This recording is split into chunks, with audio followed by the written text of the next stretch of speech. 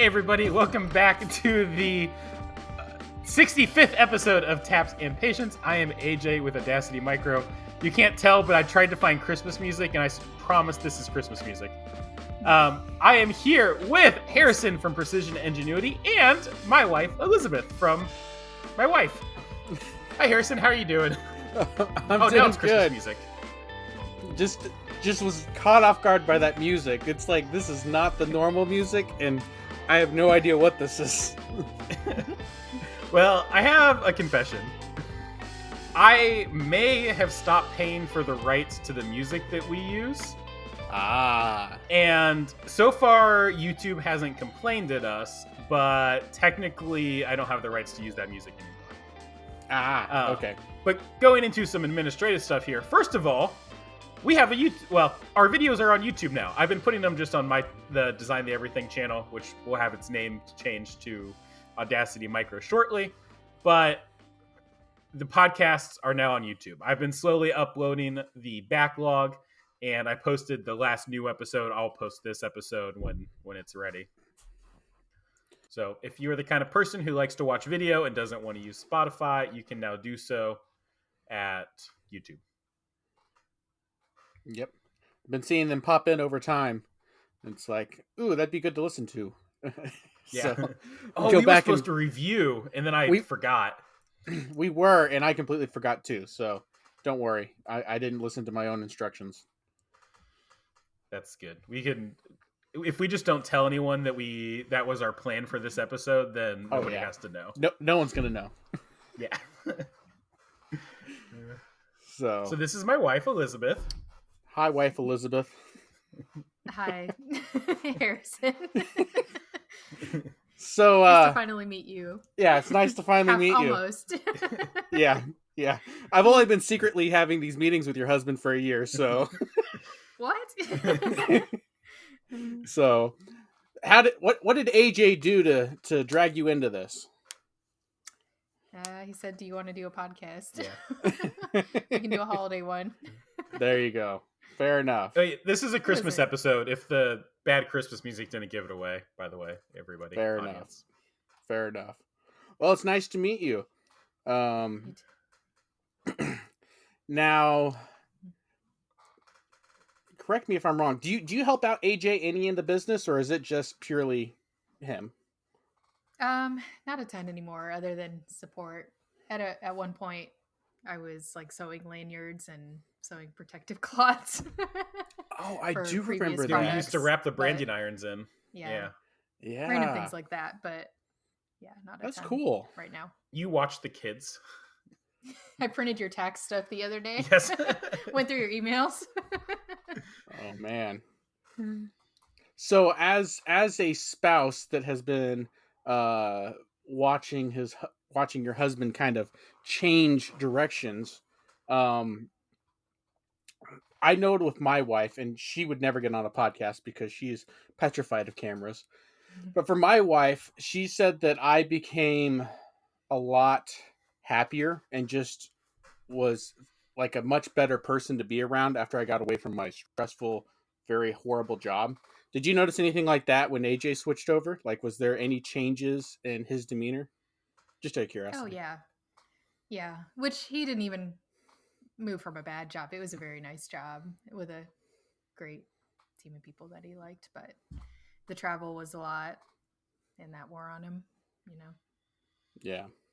What about how has it been going from Design the Everything to Audacity Micro? Oh, is that what you mean? I think he meant the other thing, but I meant the other thing, but yeah, it'd be interesting to hear the other difference too. Yeah, that has also been a big difference because he's not spread quite so thin, if that makes sense. Yeah. Yeah, he's able to focus better. That's good. That being said, the last couple of days have been rough. I've been just kind of constantly out here. So what else is new? Well, it must be really nice. The one advantage I will say that AJ has over us starting out is that the shop is actually on your guys' property. I still have a commute to my shop. So it's not actually in my garage. It's in my dad's garage. So, what is it's your commute? It's about 10 minutes, maybe 15. Oh, okay. Just kind of depends. That's nice. But my old job was about an hour, Oh, yeah. so Wow. it's a lot closer. Hmm. And when we move shops, it'll drop down to about 7 minutes. Oh, nice. So it'll be about half the distance. So That's awesome. cannot wait for that. So, okay, let me change gears and ask AJ a question then. AJ, what has it been like for you going from working at another job to going on your own and having your shop right next to your house and being able to interact with your family more throughout the day? Is that something you get to do a lot of, or when you go to your shop, are you pretty much there like a normal job? It goes back and forth. When I was working on Design the Everything, I definitely went in and out of the shop more and spent more time in the house. Now doing Audacity Micro, because it's like just a more focused workflow, I tend to go in and out less. But generally, if I go in there, like I'll go in for lunch, I'll sit in there for half an hour, 45 minutes, and I will just be in there. I'll play with the girls or whatever. Like I'm less, I'm not running back and forth. With Design the Everything, I was always running back and forth. And now I just kind of come out here, work, go in, come back out, work, go back in. Okay. So do you guys try to keep the girls out of the shop whenever you're working, or do they kind of have free reign to come in if they wanted to? Or how's that work with the kids? we have never said like they are banned from being in here while I'm working, but they do not do good things for focus. Can you imagine? Yeah. I can actually. So my cousin has a kid. I don't have a kid yet. But my cousin has a kid, and the shop is right. So it's in my dad's shop, but my dad and my uncle's houses are right next to each other.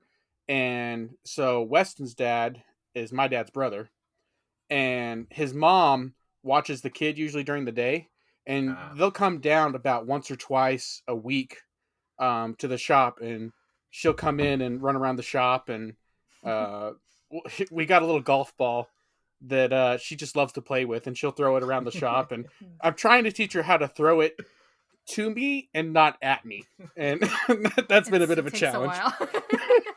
Yeah, you said she was 2, right? Yeah. she's between 1 and 2. She's not quite 2. Okay. But she's walking, and she's just starting to say a few words and phrases. Okay. But she's absolutely adorable, and she is just a big extrovert, which is funny because my cousin is an introvert, and so she loves seeing people and running around and saying hi. She says hi to everyone, and her face lights up whenever she sees new people, and it's the worst thing for my cousin because he's just like. He's like, I go to the store with her, and he's like, I just don't want to talk to anyone, and she's just going around saying hi to everyone. I'm like, stop it. She's helping him grow. Yeah. It's funny. Yeah, I was gonna say the same thing. It's exactly how my oldest is. Yes. Oh, really? She's 7 now. 7. She's 7. So social, which is not really either of us. Yes. Would you both classify yourselves as introverted or extroverted? Yeah. Yeah, we're both introverted. You're both introverted, which is funny because AJ, you post so much more, or at least you're a lot more active on the social media side than we are. I would not have pegged you as an introvert. Yeah, I mean, it's different talking to a phone when you can control, what people are seeing and when they are seeing it and what questions they ask back. Like, I don't know. This isn't a people. This is a phone. That's true. I guess that's true. Did I mention that I've basically, I don't want to say I've given up on Instagram because that's not true at all. I have shifted priorities from Instagram to YouTube, and instead of doing instead of doing Instagram stories, I've just switched to just making YouTube videos instead. Yeah. I just posted my 3rd one yesterday, and those have gotten a fairly good reaction. Oh, I don't know if I've watched that one yet or not. I'll have to. I have enjoyed them. Or yesterday, I don't remember, but I have enjoyed catching up on the videos that you post on YouTube. So it's always fun to see what's going on. So does your wife work with you at all in the shop, or help No, with the bookkeeping or anything like that? she does not. It's not that she wouldn't want to. It's more that she has her own part-time job, and so she gets pretty busy with that.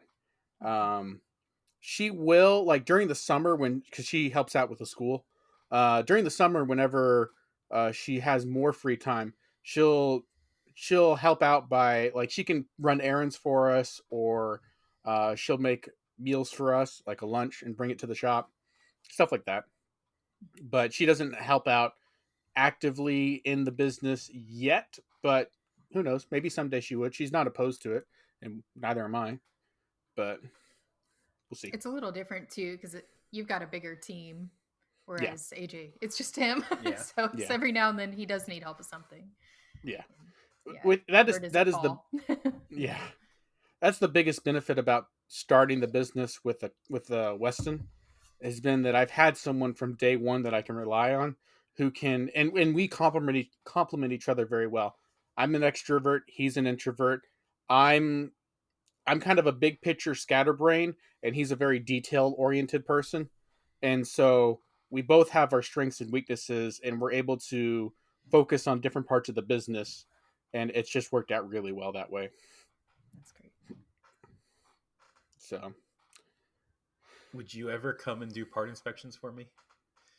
I was thinking about It that depends today. what's involved. You talk Measuring. about them like they're this huge thing. They're don't not. know. It just, the paperwork for Xometry takes time. They sound tedious, I guess, but potentially. I could definitely see, because we've talked about having either my wife, Weston's wife, or even some of our parents who are n- all of our parents have jobs, but Weston's mom is, I think she's considering quitting her job at some point, and she might come on to be like a secretary, or like a part inspector, or something at some point. And so I could definitely see, um, as AJ grows, needing someone help, and an inspection would be a great area for that, because I know personally for myself, that's my biggest complaint about Xometry, is all the paperwork side and the inspection side. Oh, really? Like, yeah, oh yeah.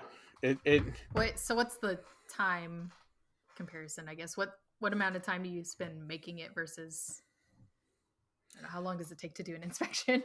I don't really know. It depends on the number of parts you're making and how difficult the part is.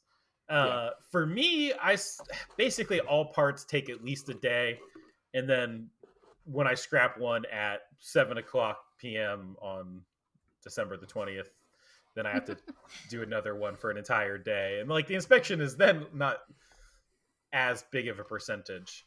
But like if you were doing small, simple parts, it would be a large portion of your time. Yeah. So I kind of estimated 30 minutes to an hour average, kind of per part. If you were to average it out over everything, depending on how many parts you're running and the complexity, it average out somewhere in the realm of 30 minutes to an hour. It'd probably be a little bit longer if you include, like, taking the photos and entering in all that information, and like there's stuff that can stretch that out longer, but the actual sitting there measuring a part and getting all that information, I estimated like 30 minutes to an hour, depending on part complexity. Okay. Yeah. The Xometry inspection form, I think, is the longest single component for me, which I guess I also do while measuring the part. So Yeah. You may separate those two things out more than I do.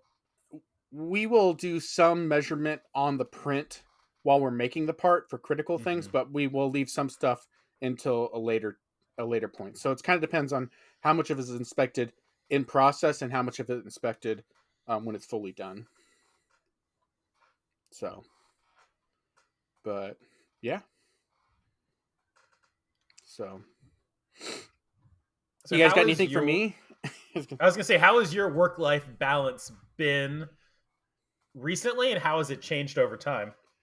So I would say that I am really good at filling up every second of my day.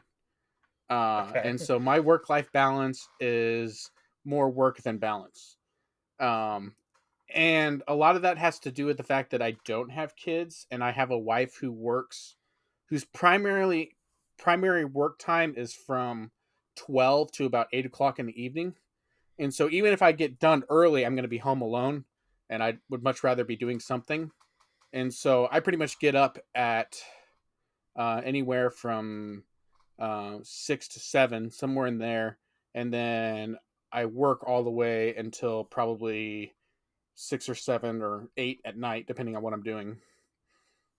And so I have pretty long days, but for me, I love it. But I want to put in this work now because I do want kids and I want to have more freedom whenever I have those kids. And so I want to build up the business to a point where I can hire a few employees and step back a little bit and start handing off some of those responsibilities and work on the business rather than in the business. That's kind of the goal I'm trying to get to. I'm not gonna lie, I am very envious of the fact that you're doing this without children. It would make But it. we love our so children. We love our children. We love our children. But they make this They more are a difficult. blessing. Yeah, it's a And challenge. complication. And expense. Yeah, Yeah. this is true. I was going to say, if you could take the expense portion out of it, I imagine everything else wouldn't really be a big complaint. The probably the biggest burden, at least I don't have kids, so I could be talking out my butt here and feel free to correct me, but having the kids is not a problem because you like spending time with them and it's fun for the kids to get involved in the business and see it grow and see you put time and effort into something and have it prosper.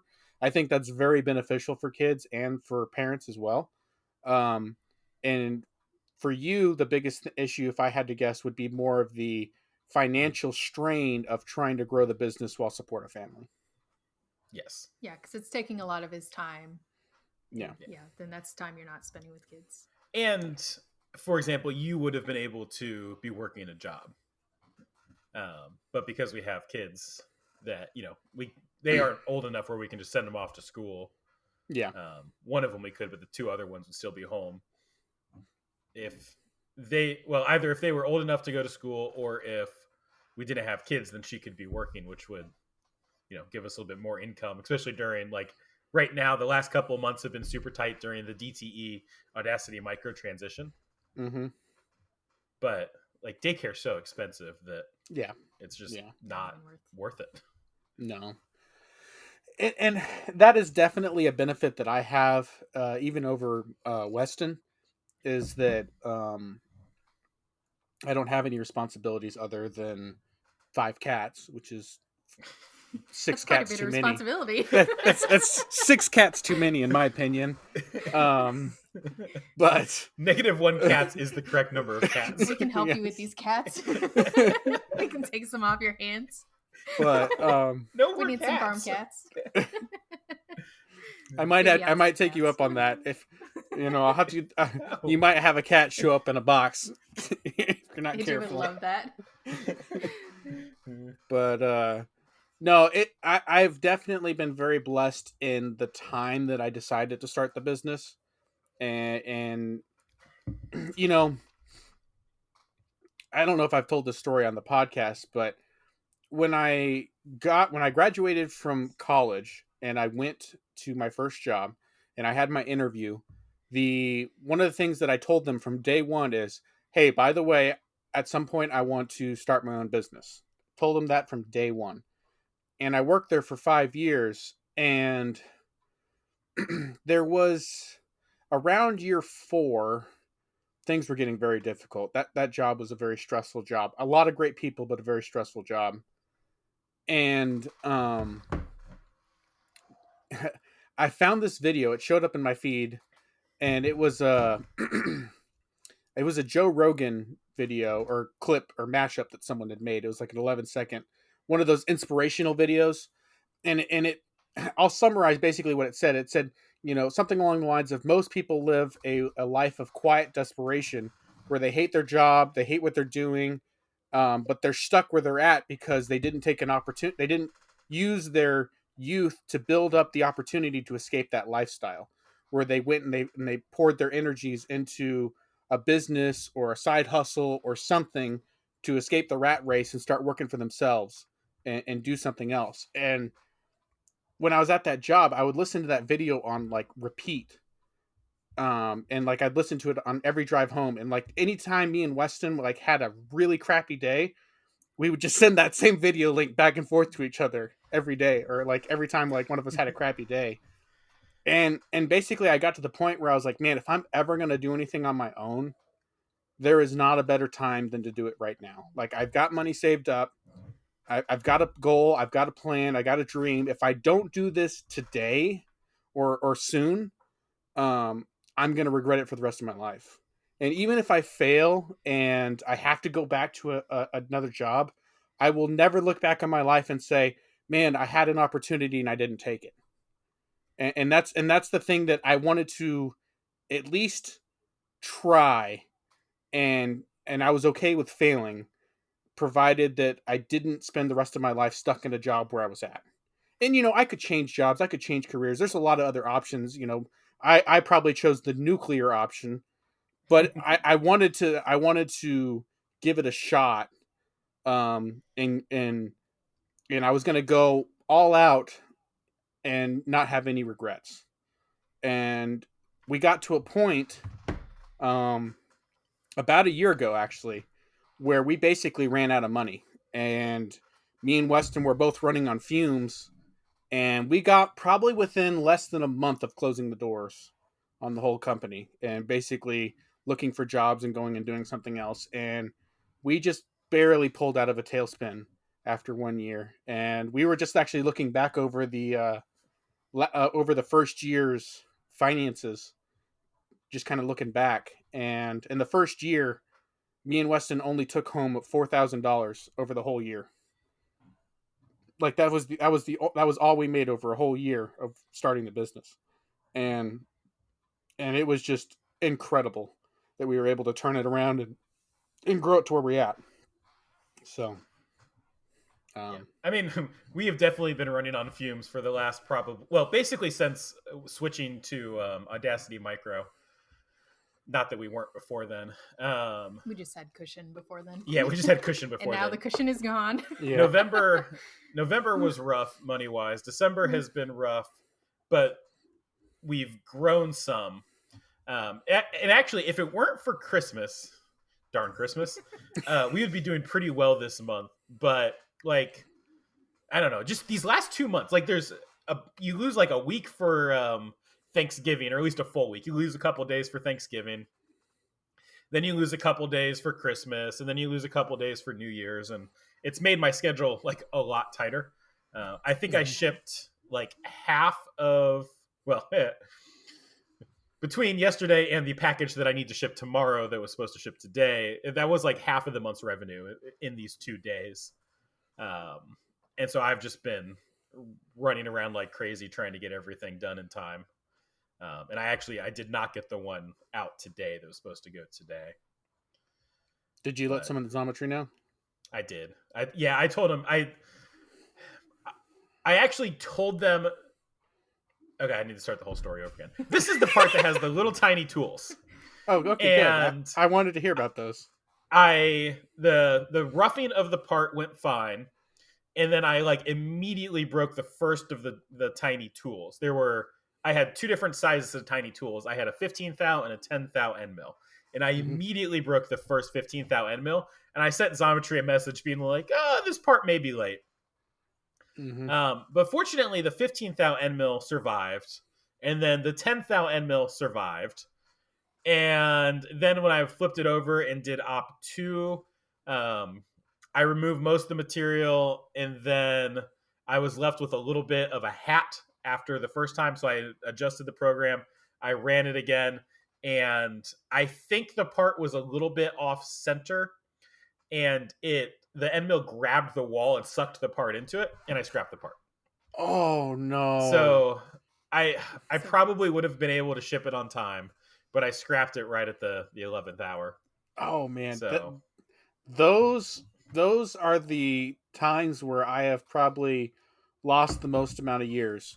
in machining. Lose a It's- few inches. yeah, in your it's hairline. just- oh my goodness. Yeah. It is. Those are the times where I just get stressed out of my mind, and it's just like you can't like you get tunnel vision and you can't see what's going on around you because it's just like everything is crumbling in that moment. Yeah, it is disappointing. But Okay. I have a surprise for Harrison because this was planned at the literally 12 seconds ago. We're gonna have another guest. Oh, sweet. So I'm gonna pause for a second. Are you wanting to go back inside? Who's your other guest? Norman. Sure, I would not mind going and getting Christmas gifts Thank done. you, Elizabeth. Hey, it was great to meet you. Nice to meet you. Yeah, and finally have a conversation publicly for the first time. Yeah, to convince your wife to come on. That's not going to happen. That's not going to happen. Yeah. At least the cats then. They the have cats been on. The cats have been. The cats are a frequent guest. The cats have at least been on once or twice. Of their own accord. Oh, definitely. Yeah. Oh, okay. Yeah, because if my wife is not home when I'm doing the podcast, she's home tonight. But if she's not, sometimes they'll just go and scratch on the door like crazy. And I've let them in once or twice, and then they'll be like climbing on my shoulders and like in the background.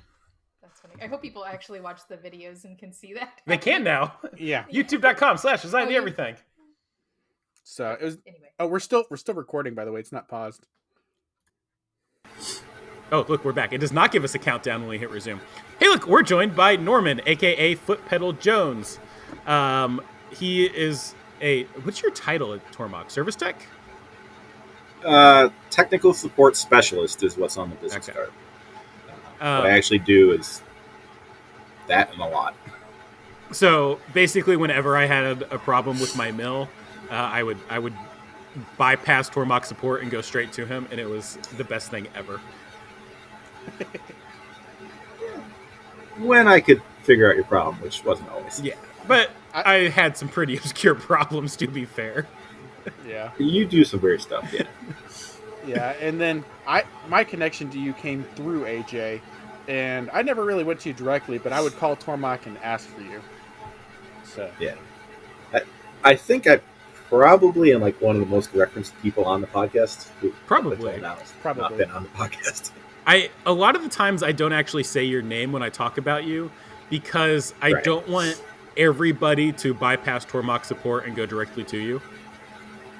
A lot of them do already. Do they? Okay, I didn't know how common that was, but yeah. But yeah, like anytime you talk about somebody from Tormach, it's just me. Yeah. Yep. Pretty much. You're the only person I know there. I think I've talked to one other person for more than just like a quick technical support thing. If I have... You guys have both talked to Sam, I think. Yeah, I've talked to Sam. I was going to say, before I knew who you were, I had a... Anytime I would call into Tormach, I think I'd probably end up with Sam. Yeah.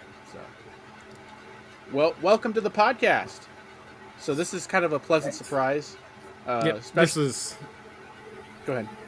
Let's say this was a last-minute decision because Norman sent me a text and was like, "Hey, just come on the podcast. It'll be fun." This is our Christmas episode, so I don't know. Anything goes. We're just having fun. I'm hoping we can get someone else to join us at some point. One of our previous guests. Oh, I should ask Confounded Machine. Well, I was trying to get Weston on here for a few minutes, but I don't know if he's going to make it. So Norman, has it been a good year for Tormach this year? Busy is what it's been. It's always kind of weird, especially around the end of the year.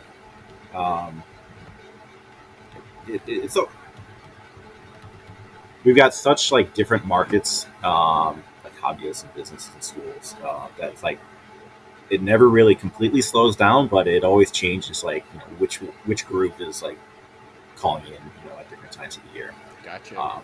So especially like the week between Christmas and New Year's, we're going to get a lot of people saying, "I haven't turned my machine on for a year, and now whatever doesn't work." Mm-hmm. But it cycles, just like everything. Oh yeah, everything kind of comes and goes in cycles.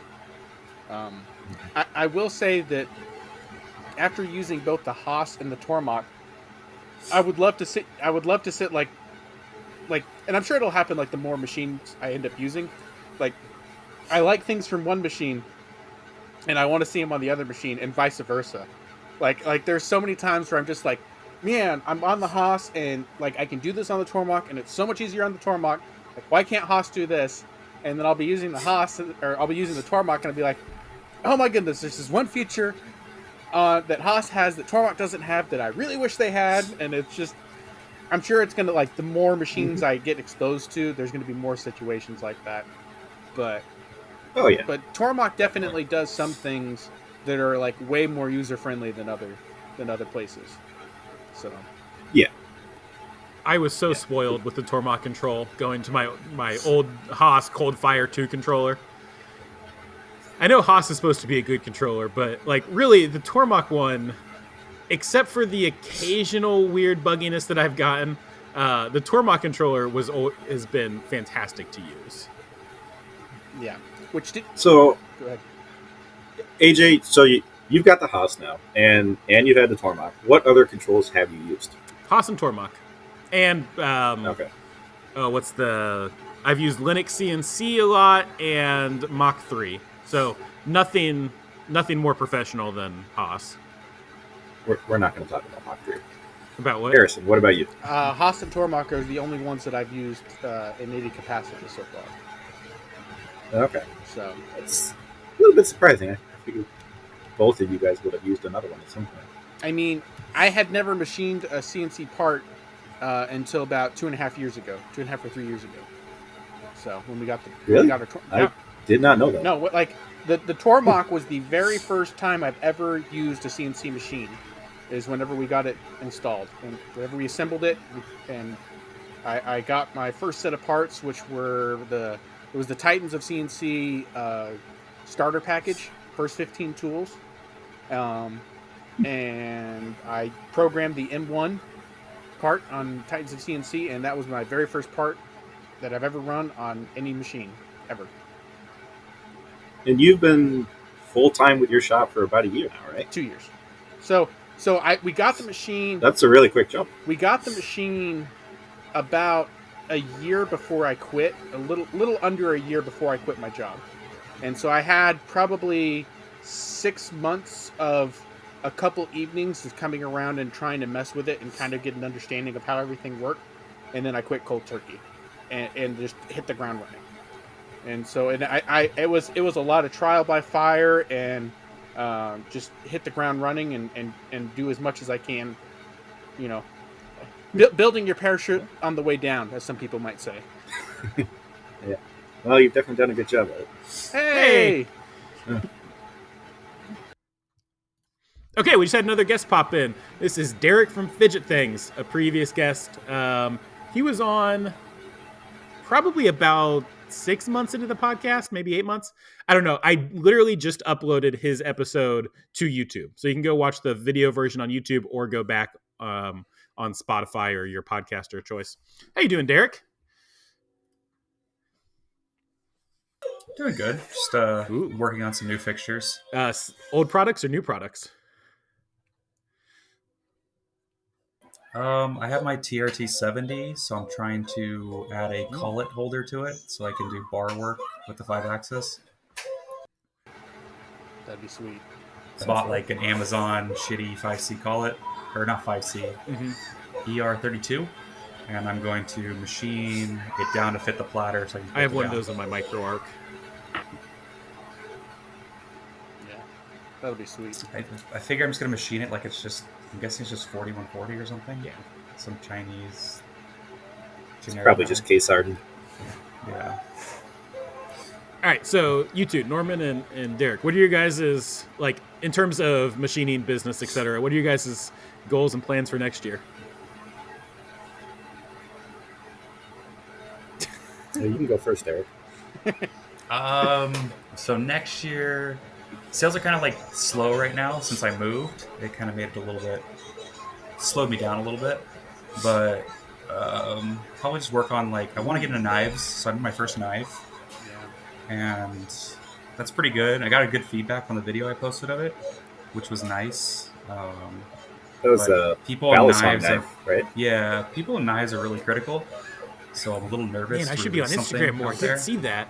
because like No, it was cool. my attention to detail isn't as crazy as I think some of the other knife makers are, and I don't know if it's just they don't express it as much, or maybe I don't know what the level of critical I need. But to me, like I've been carrying it for like 2 weeks now, Mhm. and it feels fine to me.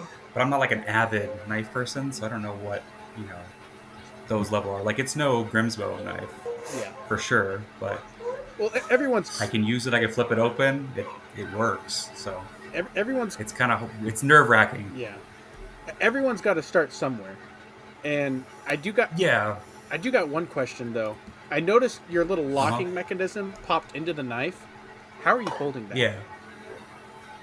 So I bored with a ball mill, just like a pocket, Mhm. and then I put a 2.5 millimeter ceramic ball with a spring, and that sits behind the pivot. Okay. And then the actual lock bar has a small dimple in it, so when it pushes in there, the dimple just rides right into it and holds it in place. That is so cool.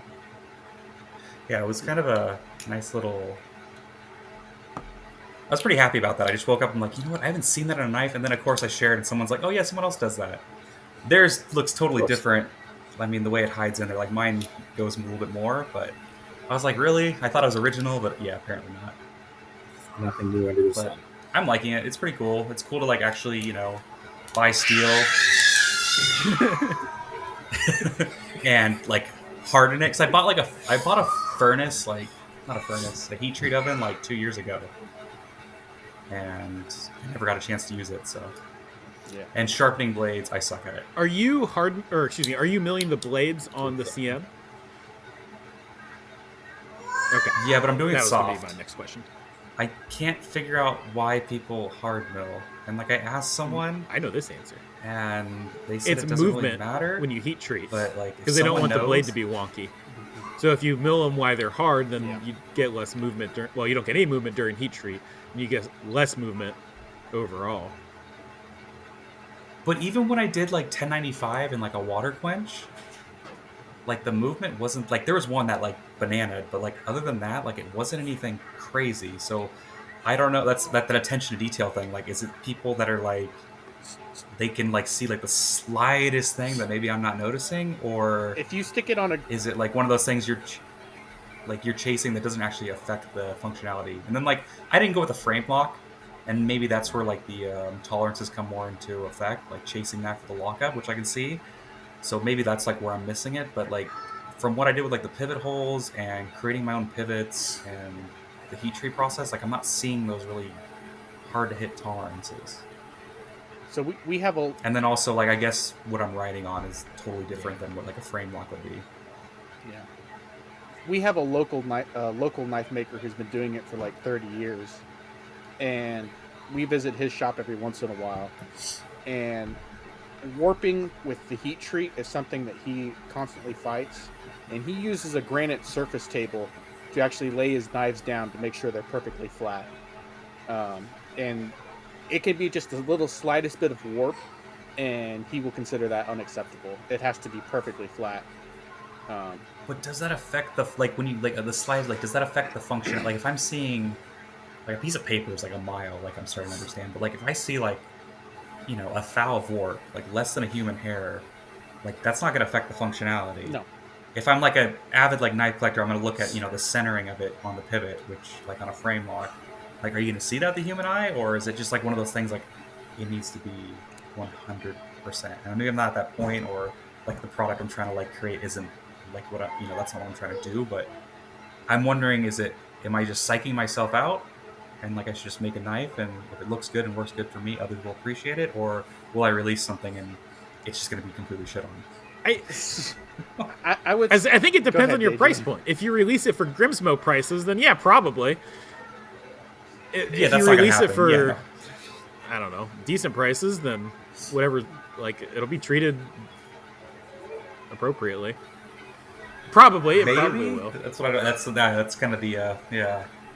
So it's cool though. I'm glad I finally did it. Like, it was a really cool feat to like start with. I mean, the only part I didn't make on the knife was the two like locking pins, the Zen pins. But I made the pivots. Like it was the first time I did what's it called? Rigid tapping Okay. on both the lathe and the mill.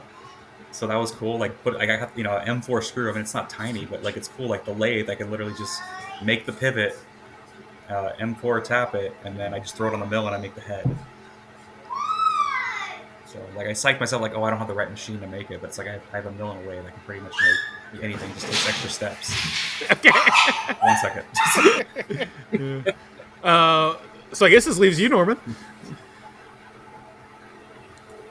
I don't really have an answer to that because I don't machine anything as a business. Just working for Tormach. I don't actually machine very much, not as much as I want to. So really, my answer is just use the machine more to make whatever. Fair enough. Yeah. Now, one thing that would be interesting, though, is do you have a lot of knife makers in the Tormach customer base that you've interacted with? Not really anybody that comes to mind immediately. I know that there are a good number of them for sure. They just don't stand out as the guys who I talk to very much.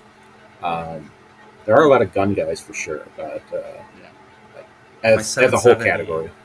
Actually sold to a knife maker in Florida. I don't know the Oh, guy's name, but I know the knife maker in Florida went from a 440 and bought my 770. Well, there's also... But I'm wondering, are they hard milling? Yeah. I just don't imagine hard milling on a Tormach effectively. Doesn't sound. I mean, you can, but it's I know Saunders has done some videos of hard milling on the Tormach, just to like demo. It can definitely be done for sure. Like we've done it, like machine through a 1, 2, 3 block. Oh yeah.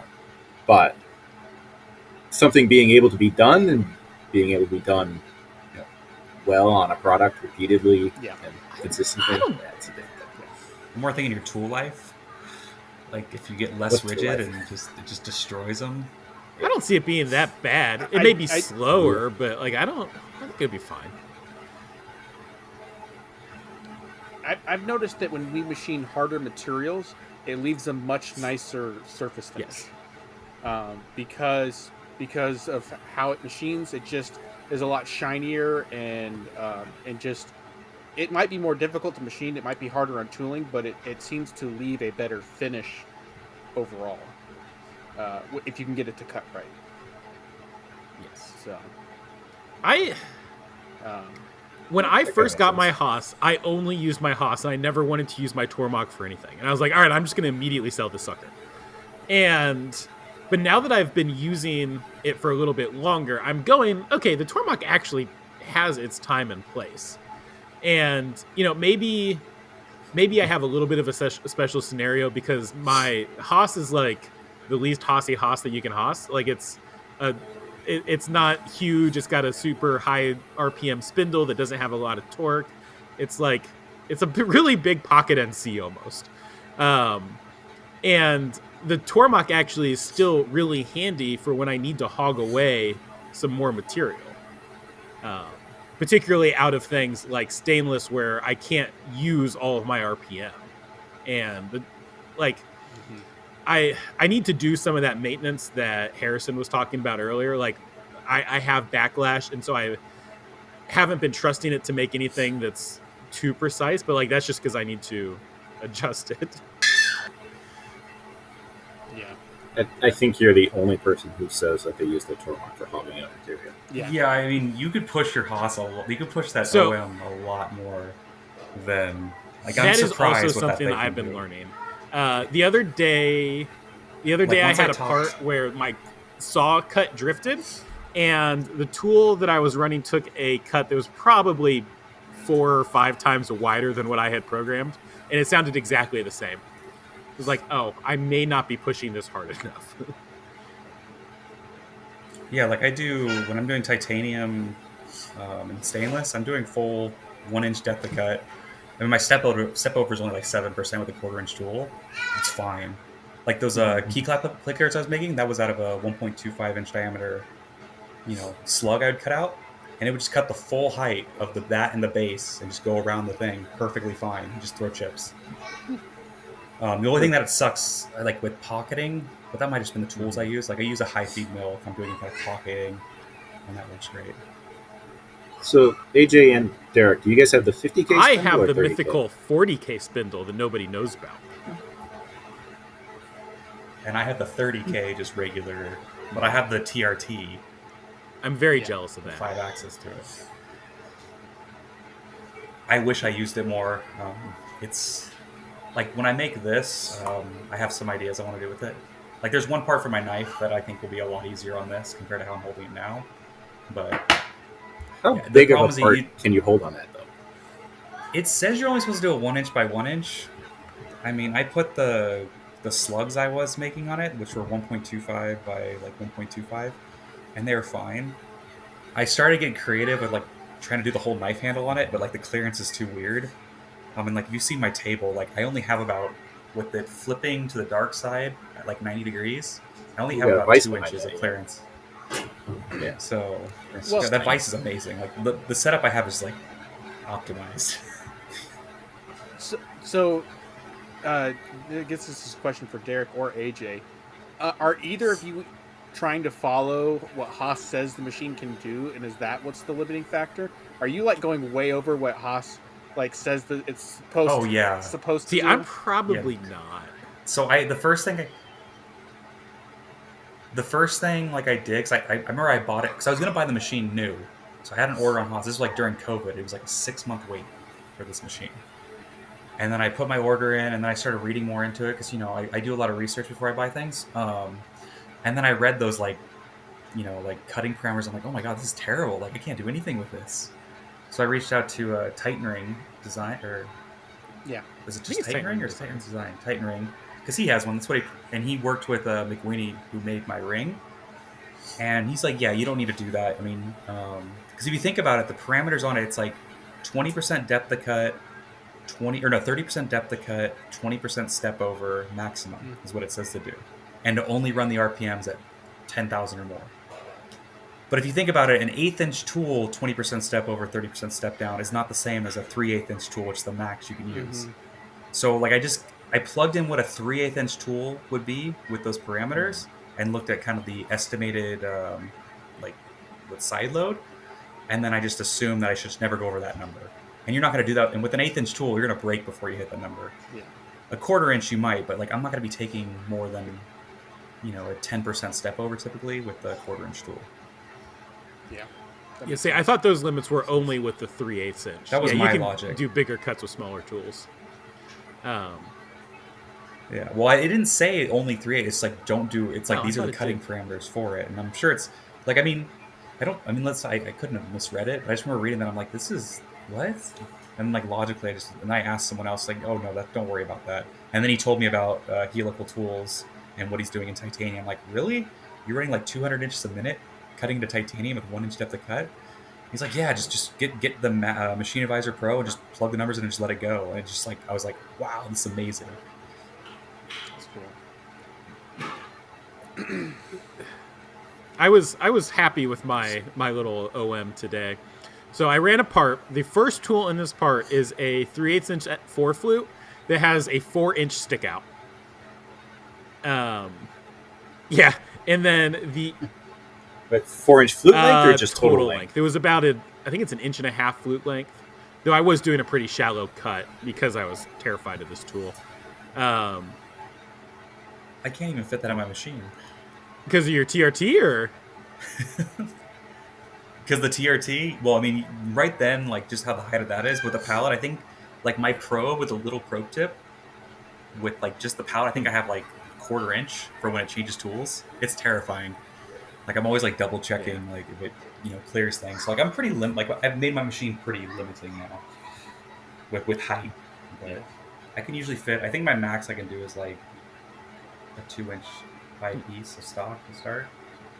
Before I have to start like thinking about like what I'm doing with the tool changes or where I'm moving it to. do you have the Pearson pallet system? Is that why you're height limited? No, so I had Harrison make me a riser for the orange self-centering vise, so that basically when I have a pallet on that and my platter, Okay. they're at the same height. And then my tool setter is at that height also. So everything is kind of like one Yeah. plane of like the starting Z height. So that way, when I'm going down, I don't have a chance of colliding with my coolant or the top of my spindle or anything. It's all on one little. So Okay. I don't have to really think about it unless So, I make yeah, an my error with tallest programming. Yeah. And it's Sorry, the worked tallest thing on fantastic. mine is the Flux Vice, which is not tall. So, Yeah. Like before I had the Pearson system, and you have plenty of room. But the Pearson system with the mini pallet, you could only put the small pallet. Once you put the large pallet, you could barely fit your tool setter.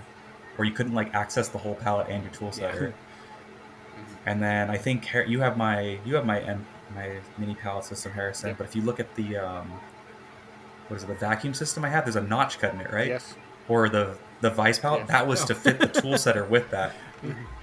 I Because like it was an unmachinable area, and there's just like this little notch Yep. that I like hand carved out of it so that I could fit everything on the it table. looks like someone took a grinder to one of the corners and just like ground That's it. exactly what I did. ground it down. It was it's a belt grinder. Yeah. But yeah, I held the whole pallet of the Yeah. thing just. Yeah. Which we It's actually custom made. used the Saunders top plates on a job. Actually, 2 of them back to back for the first time, and they worked amazing. Oh, I love that. That was the best feature of that, like the vise on it, and just swap it in and then be done. Yeah, we did some parts that were like 15 or 16 inches long on the Tormach with a custom top aluminum plate, and I was so happy with how they turned out. Although, okay, here's a question for Norman, okay, because this is something I noticed when I was working on those parts, okay, and it seems how I have Surface Tech on the call right now. This is like the perfect time to ask this question. So I faced the whole top of that part. So they wanted it to have the grain direction going one direction. It was a stainless steel part, and they had the grain direction. And when I got the parts cut, or pre-cut with like a water jet, they cut the wrong side. And so I had to face off a very light cut to get through the scale, and then I used a burnisher to add the grain back to it on a couple of the parts. But when I faced it, I used a quarter-inch face mill, or a 3/8. It was a quarter or 3/8 face mill, or end mill to face the whole thing. And on one side, the opposite side of the so on the x-axis, the opposite side of the servo motor, like the last 4 inches that are right next to the extent, so where it's the max extension out, all my Z heights were like way off. But once it got towards the middle and the opposite side of the machine, everything was fine. And Sounds like your gib is loose. is that you Told think you that's what so. it is? No. Okay. Yeah. It could, yeah. Well, I just adjusted it probably 4 months ago, but it probably could have come loose by now. But With how much you use the machine, yeah. probably. But And use the full travels of it every time. yeah, the largest part we've run on it was a 30-inch part, and we had to just step it.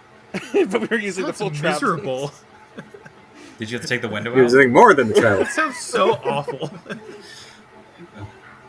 So Yeah, Did why you would have to have the windows open to do that?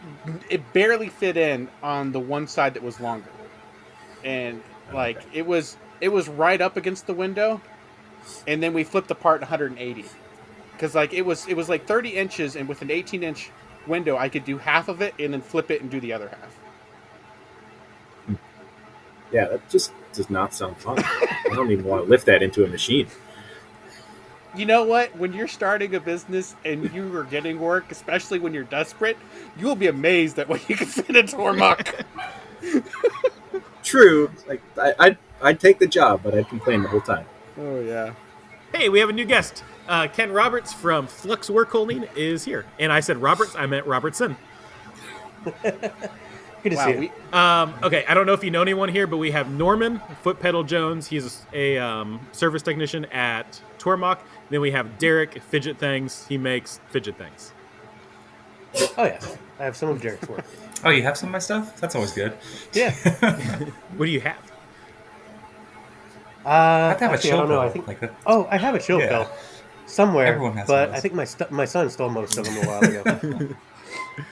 And by the way, anybody is welcome to come or go. This was not a planned activity. So, like, I understand that I just sent you guys a message literally as we were podcasting, seeing if you wanted to hop on. So anybody at any time is welcome to leave. Do not feel an obligation. You're just to going to see me disappear a second. leave. But I can hear you guys.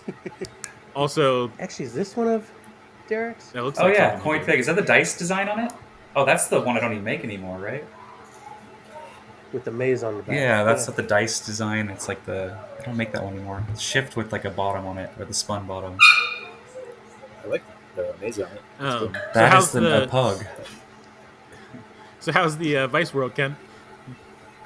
It's been good. This week's just crazy because you got all the like end of school Christmas activities and everything. But yeah, it's been going good, and still working on ramping up on the other puck stuff. You know, sometimes you think something will take a month, and then it takes 4. Yeah, That's how life goes. I understand. Never goes that. the other way either. No. Yeah.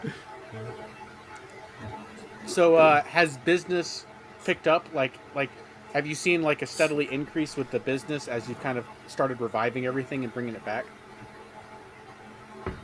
Yeah, I mean, it comes and goes. Like, I did like a Black Friday sale, and of course that week was busy. Like, the Monday I think it launched, I had a doctor's appointment that morning, and while I'm sitting in there, I get like email, and I'm like, oh crap, what am I doing sitting here? But like after that, you kind of get a taper off after something like that. So, but it's good. They come trickling in here and there. All my laser stuff though, like I made laser jigs and whatnot, those all sold out, and I just haven't had the time to ramp back up in them, and that more I've gotten people like, hey, I was hoping to get this for a Christmas gift. I said, Yeah. I don't think people give Vices as Christmas. You did the fiber laser jigs? Yeah, I do some things like the little fences and like a business card jig and some of those things. Yeah. You got that brother Speedio that we're all envious of. Or two of them, right? Yeah, I think it too. Yeah, too. I'm finally able to use the 4th on it, and that's like, got a good use case for it, and that everything fits on. And that's been like a life changer. Stuff goes from like 4 1-minute ops to just a single 4 or 5-minute op, and a lot. Do you have a rotovice? No, I mean, I don't think the 4th on the Speedio can really work with the rotovice too well. You're so limited in Z. Okay. And then I have it. I mean, you got to make choices with the Speedio, whether you want table space or rotary space. I optimize for table space, so it's like on a 2-inch riser, so I lose 2 inches in Z. So how much? Kind of the choices made with it. How much Z do you have Was then with the if you're trying to do the top of the part on the 4th axis? Like how much travel do you have between the tool and the top?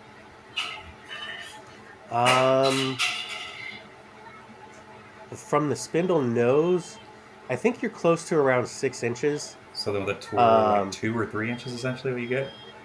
Yeah, that's pretty so low. then you lose some to the tool length. I lose, I think that's including the 50-inch or 50-millimeter riser I'm on. Like I have one drill, I need to drill in something like 3 inches long, and the part's like 6 inch wide. And when it's rotating, I have like a 1/4 inch clearance between the top, the fully retracted Z and the part. Yeah, it didn't sound fun. Tim, do you have So your 4th axis on the W1000? Doesn't that have a little bit more Z travel? no, I have it on the S700. I think the W1000 I have is still 12 inches. They added like a W1000, or they added a new like XT2 line, and I heard on that they added 3 additional inches in travel. Oh, okay. I thought that was on all of the 3 inches taller. W1000s, not just the last one. I think it's still 12 inches in Z. Yeah. But I didn't put the 4th on that. I got it with my first one, the 700. Can you get the Speedios with a riser block to raise everything up? And Yeah. I know you can. It's the same with robo drills. You can add them. I know with the robo drills you can. I just never had heard if you could do that with the Speedios. I don't know if they have it from the factory, but I know you can just make one yourself. Oh, you mean to raise Harrison, Yeah, you no. mean a riser Under the column. Yeah, Yeah. under the column Yeah. to like I don't where think you have so. the same I amount of don't know. Z travel, but everything shifted up. That way, if you have something like a fourth axis, you have more height because you don't need to go all the way down to the table at that point. That's the problem Servant had when they sold him a fifth without a riser. Yeah. Yeah. Yeah. They thought you could save some money. It's tricky though because like most of my probe can't reach my laying plate, so most of my pallets I make on it have to be about 2 inches tall. See, that's what always. So it's just a weird machine, kind of like But that. isn't that all like major machines? Like you can't touch the like your like distance from the spindle to the table. Like you have a huge gap. I think that might just be drill tap machines because I think even the Haas DT has a pretty high spindle to table distance. It's like the Tormach. Most of the VFs VFs are like 4 inches still. Yeah, because like the Tormach was weird because you can actually bring the spindle to the table. Yeah. Right? Like that's unusual. Oh yeah, Most can other bury it. machines you can't do that. Which Can our OMs do that, or my OM and your CM? I don't think so, but it's not I as haven't big. It's not tried. as big as It's not as big as a gap. which Yeah. And it's also I think where like the mod vices are useful on a Tormach, but like on the Speedio, yeah. I'm not going to get Yeah, that's a a. Saunders plate and put a 3-inch riser under It's it. gonna get all longer tool, like extended tool holders, and they'll save the money there. Mhm. which Um, do you think? Derek, Okay. speaking of longer tool holders, did you see what I? Oh, have I? I don't think I've shown it anywhere. Sorry, You I'm just disappeared off realizing Instagram. that We don't know what's going on anymore. Yeah, I haven't been on Instagram. I recorded this in a YouTube video that I haven't posted. I got one of those ER16 collet extenders Extenders? from Harvey. Okay. And basically it gave me a long nose tool holder for the OM. It was really expensive, but it worked really well. Was it more expensive than buying a Rigo Fix? They have the ISO 20 extended holders. Have you seen those? It's cheap. Well, it's probably more expensive than buying one of their holders, but it's not more expensive than buying the compression Oh, system. you can't just. It's not like a heat shrink. You can't just use a torch. Yeah. I just don't see what the point of having one of those extended holders are, because like with the Well, TR270, let me tell you. like yeah, I what was- are you doing that you need to do that? So I was doing a part that had some surfacing inside. It was a little feature that was inside the bottom of a 2-inch deep pocket that required a 10 thou end mill. Oh my goodness! So 10 thou, 2 inches deep. That is tiny. That sounds awful. I didn't break one of the 10 thou end mills. I roughed with a 15 thou and I broke that, but I did not break one of the 10 thou end mills. Honestly, it almost like I'm surprised. Like smaller tools just seem to be a lot easier. Like I use the smallest I've only used is a 132. But I use Oh, a it's 132 ball. Yeah, no, it's pretty big. But like I use a 132 like 3-flute ball for like engraving and roughing, and that thing just lasts forever. And I mean, I don't know. It seems like because you're so cautious with them. They seem Yeah, to be exactly. easier to manage. I was using a 132nd 4-flute ball the other day, and I don't understand how you can get 4 flutes on this, That is tiny. and then you go smaller. Yeah. I just kept it out cheap. I mean, I found them on Amazon, like a 5-pack for like $20 of 132 ball end mills, and they're like fantastic. They're like some generic orange like plastic packaging, but they work great. The next batch you get will be absolute crap. Yeah. Which when you get down that small, we used a lot of those like PCB in those that you can get off Amazon, like in the very beginning, before we knew what we were doing, which some might argue we still don't. But those don't really have flutes, right? They're just made for like wood, so they're just kind of like wood or composites. They're not actually flutes. They're just kind of No, they like the weird like diamond teeth pattern. no. These actually had flutes. We used them to cut a lot of aluminum, like with, Oh, okay. and they worked really well. Like they were surprisingly durable. So, Those PCB drills are like the ones like off Amazon are fantastic. You buy a 5-pack for like $10, and they last. Like I drill all my holes with them, like in titanium, and I'll do like hundreds of holes, and they don't break. They just start to get a bird's nest. I'm like, okay, I'll just replace that, because once you break it in a hole, your part's gonna be almost Yeah. like it's a pain to dig out. yeah. I have been tempted to just buy a whole bunch of those, like go from, I don't know, 2.2 millimeters to however big they go. The small, I've only gone to 1.6. I mean, I have the smaller ones, but I've only used the 1.6 to Oh. 3 millimeter I- thing. I think the smallest I've used is 0.4 millimeter, but I've used like 0.4, 0.5, like 0.6, 0.8 recently. I'm going to design features that don't have that size. That's a good idea. We have that luxury. Yeah. AJ doesn't. I mean, I have the choice to not take those parts, but apparently I'm a masochist, so No, you're do it anyway. I would do it. Like if I was in your situation, for sure would. They seem more fun. Like I'd rather be doing the small parts you're doing than the 30-inch pieces in Tormach that Harrison's doing. It still sounds miserable. It's a lot cheap. Like when you mess up, it's a couple dollars in material. Yeah. When Harrison mess up, it's Yeah. maybe tens to hundreds dollars in material. I had a job I was working on when we first got started, and I had a block of material. It was a block of aluminum. It was 2 inches thick and 8 inches square, and it was one of the biggest pieces of material I had ever used up to that point. And it was like an hour runtime, and the very last operation was tapping. And I bought 2 of these materials, and it was like $200 in material because I got it through McMaster. And I had 1 piece of extra material, and I broke a tap on the last hole. And I about cried. That's why you don't use taps. I about cried. I was so mad. Although after rigid tapping, I'm like, oh, this is why people use it. It's actually really satisfying. I have tapped hundreds, if not thousands, of holes rigid tapping on the Tormach, and I would say anything above about an M4 to an M3, M4 to M3, somewhere in that range, that's where I can start to run into problems, and a floating tapping head would make a big difference, probably. But the bigger ones give you a problem, or the smaller ones give me a problem more than the bigger ones do. Okay, yeah. But I mean, I've tapped all the way up to an M16 by 2 on the Tormach. So I don't think they're. I wouldn't try that. Huh?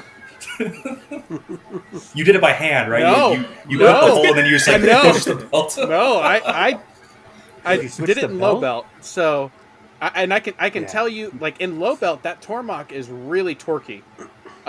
It's got a lot of power in low belt, and Those are words I didn't think to hear in the same sentence. it's surprising Torquey and Tormach. because I have a local machine shop, and they have a Mazak, and I showed them the part that I tapped, and that I tapped it with that, and I think it was in stainless, if I remember. It was stainless, M16 by 2, and I showed it to them, and they didn't believe me that I was able to do it on the Tormach because they said that was a big enough tap that their machine might have struggled.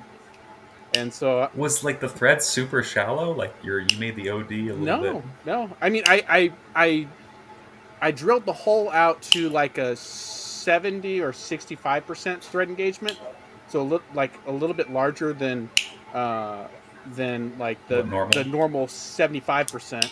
But I think even most charts say that like 75% thread engagement is like for softer materials, anyways. But other than that, it machined it great and tapped it great. But I can actually the largest size I can do an M10 in aluminum and stainless on the Tormach, and then anything above M10 I have to go to low belt, and I can even do an M12 in aluminum if it's a small enough feature, without going to low belt. So like so I'm not like a technical person. So the Haas doesn't have a lower high belt, but the spindle RPM. They have some gearbox options where they have a 2-speed gearbox that will automatically switch for you. And those Ours don't. but those I think are in their 50 taper machines where they're trying to get huge amounts of torque.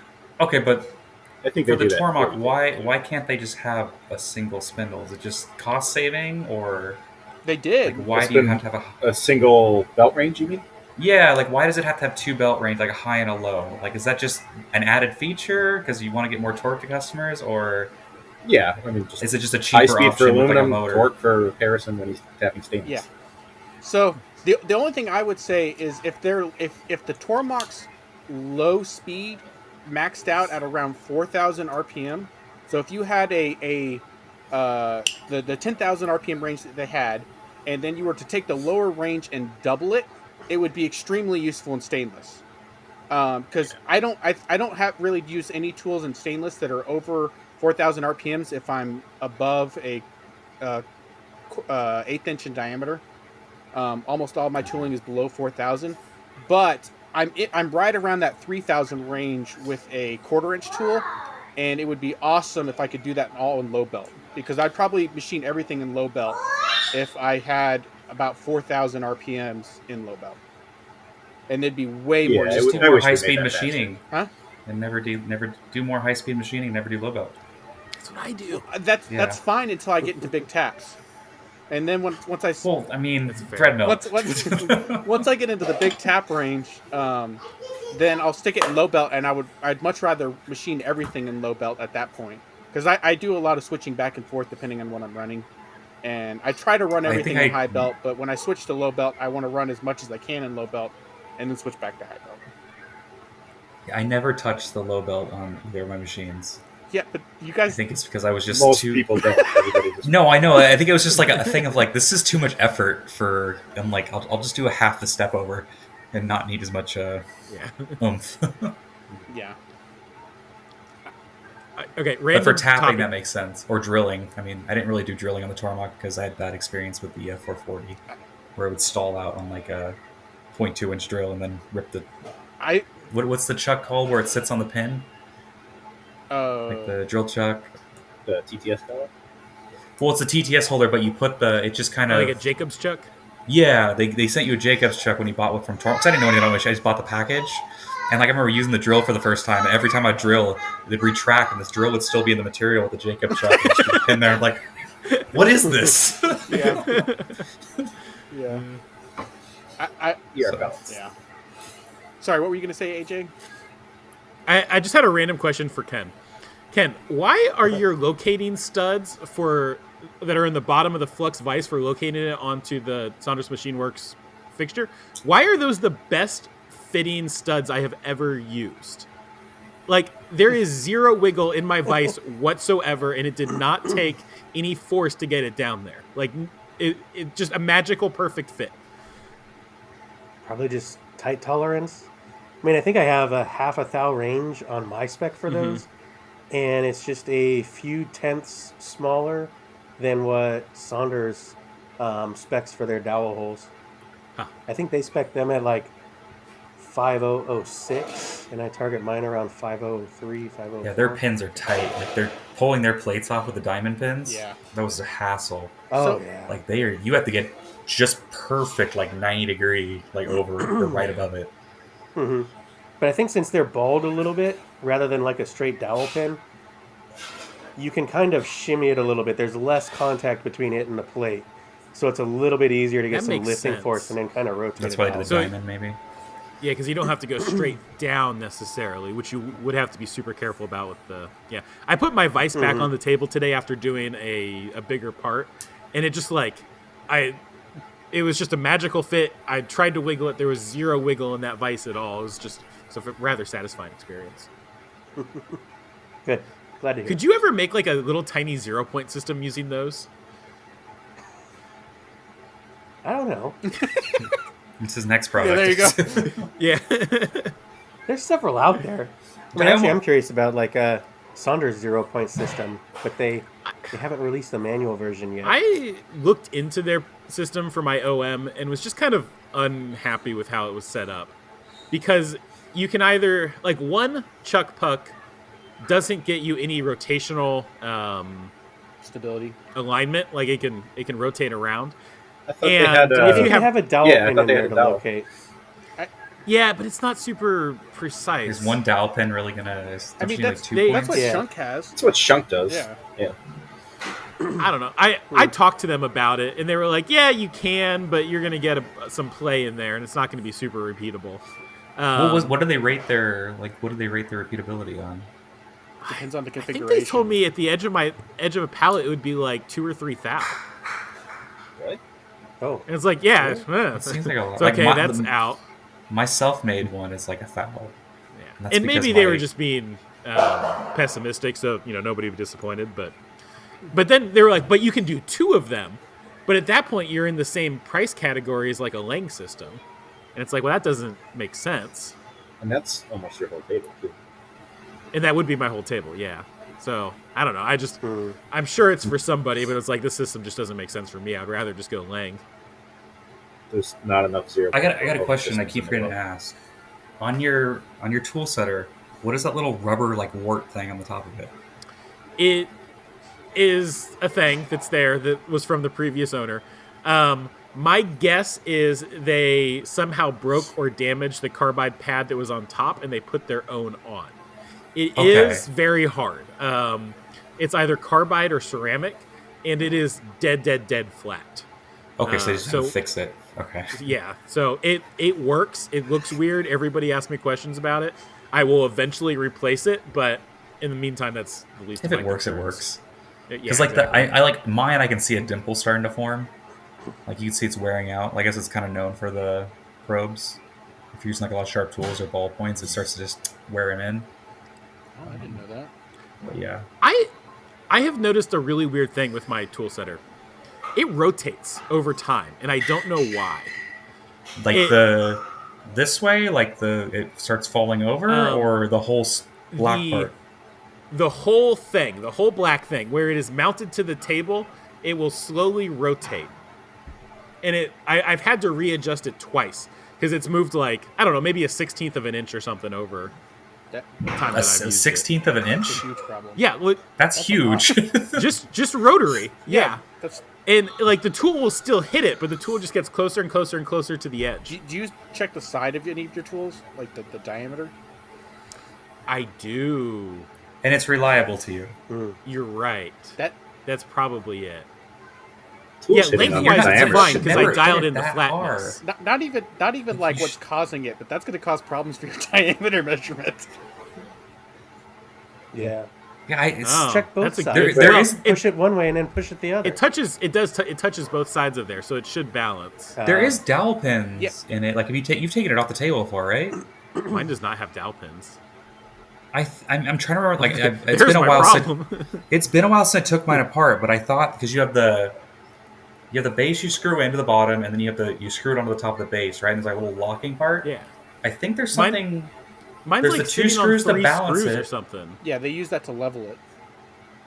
Mine's just There's like the two sitting on screws to 3 level it, but I think there's one on the screws or something. side though. Like there's some screw mine holes on the doesn't have side to that. grip onto the dimple. I thought. Well, maybe that's my problem. Yeah. Yeah, that seems like a lot for it to move, especially if you're not really hitting it. Even when you're doing like a diameter check, it's bumping it Barely. like enough to make the Really spring, not the gently. whole thing. Yeah. My guess is that occasionally my coolant hose hits it, and it just like over the course of like 2 months, Just it'll tapping just it. rotate a little bit. Yeah. That. I don't know. Maybe I'm That's missing weird. something on mine. Maybe it was like supposed to come with a dowel pin or something that's not there. Double check like the website, 'cause I think I remember there's something that kind of locks it from Is, rotating. is yours wireless, AJ, or is it corded? Yes, wireless. Okay. I was wondering if maybe the cord dragging would cause tension on it. And cause it to Usually the cords on Renishells just break. Ah. Did you The ever cords on them break. did you ever find out about your probe? Like, did they ever get back to you on that? That they sent you the wrong probe? So at some point they upgraded the previous owners of my machine. At some point they upgraded it. Apparently they just never used the probe, and so they just upgraded the tool setter, and they just left the old probe with the machine. So apparently it never worked. But was the listing advertised like as a probe with it? So I looked back at the listing. It actually does not say that the machine came equipped with probing. It just listed the probe as an accessory, which is what I got. Other machines, they do list probing as its own thing. So I don't know. Huh. I got what At I least- paid for, I guess, technically. But At least you won't have to pay to unlock whips if you ever get Correct. another one. Yeah. yeah. You know, that's my next project. I started asking how to do. Well, I started playing with it, like probing, and then then doing wear. Mm-hmm. That's what I want to start like playing with because, Yeah. like with my knife, I have to get that the space between where the blade sits more accurate. So I want to just write a program where it goes in, probes it, comps it, goes back, probes it, and then if it's still not, repeats, adds more comp until it gets to a point Oh, of, like, yeah. a certain tolerance. And it doesn't seem that hard. set up. Well, But Yeah. I went through this. I don't know if anyone has had the same issues that I did with the using the wear comp, but when you use wear, your tool diameter needs to be 0. If you use in controller, you need to have the diameter set to the diameter of your tool, and you can also use the wear column. I learned that On Tormach. I can't put the on the Wait, no, there's not Haas. There's columns not on two the columns Tormach. on the Tormach. That's a different issue. Yeah. You're right. No, On- you're right. You're right. On the Haas, you need to leave the tool diameter 0 Mm-hmm. and just use wear unless you want to measure the tool diameter. Then it subtracts. Because the first time I did it, it decided to do a full slot with my 1/8 inch tool Mhm. instead of because I had no idea like that's how it did the math. Yeah, But I got it to work. I had the same issue. I had like a 30-minute conversation with Dylan screaming at me that I was doing everything wrong.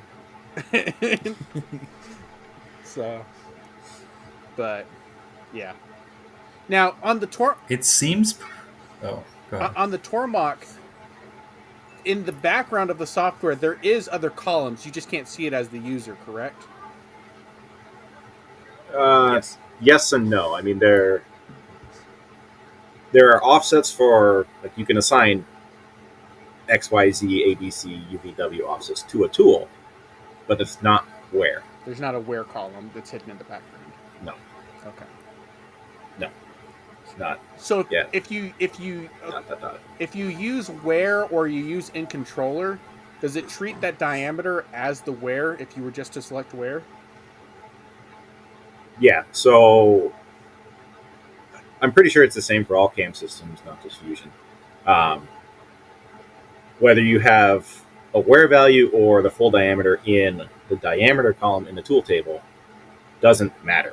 The only thing that PathPilot cares about is if there's G41 in your program or not, and whether that value is used in effect as wear or the full diameter is just determined by where does the CAM program put the tool, and that is determined by whether you select where in control.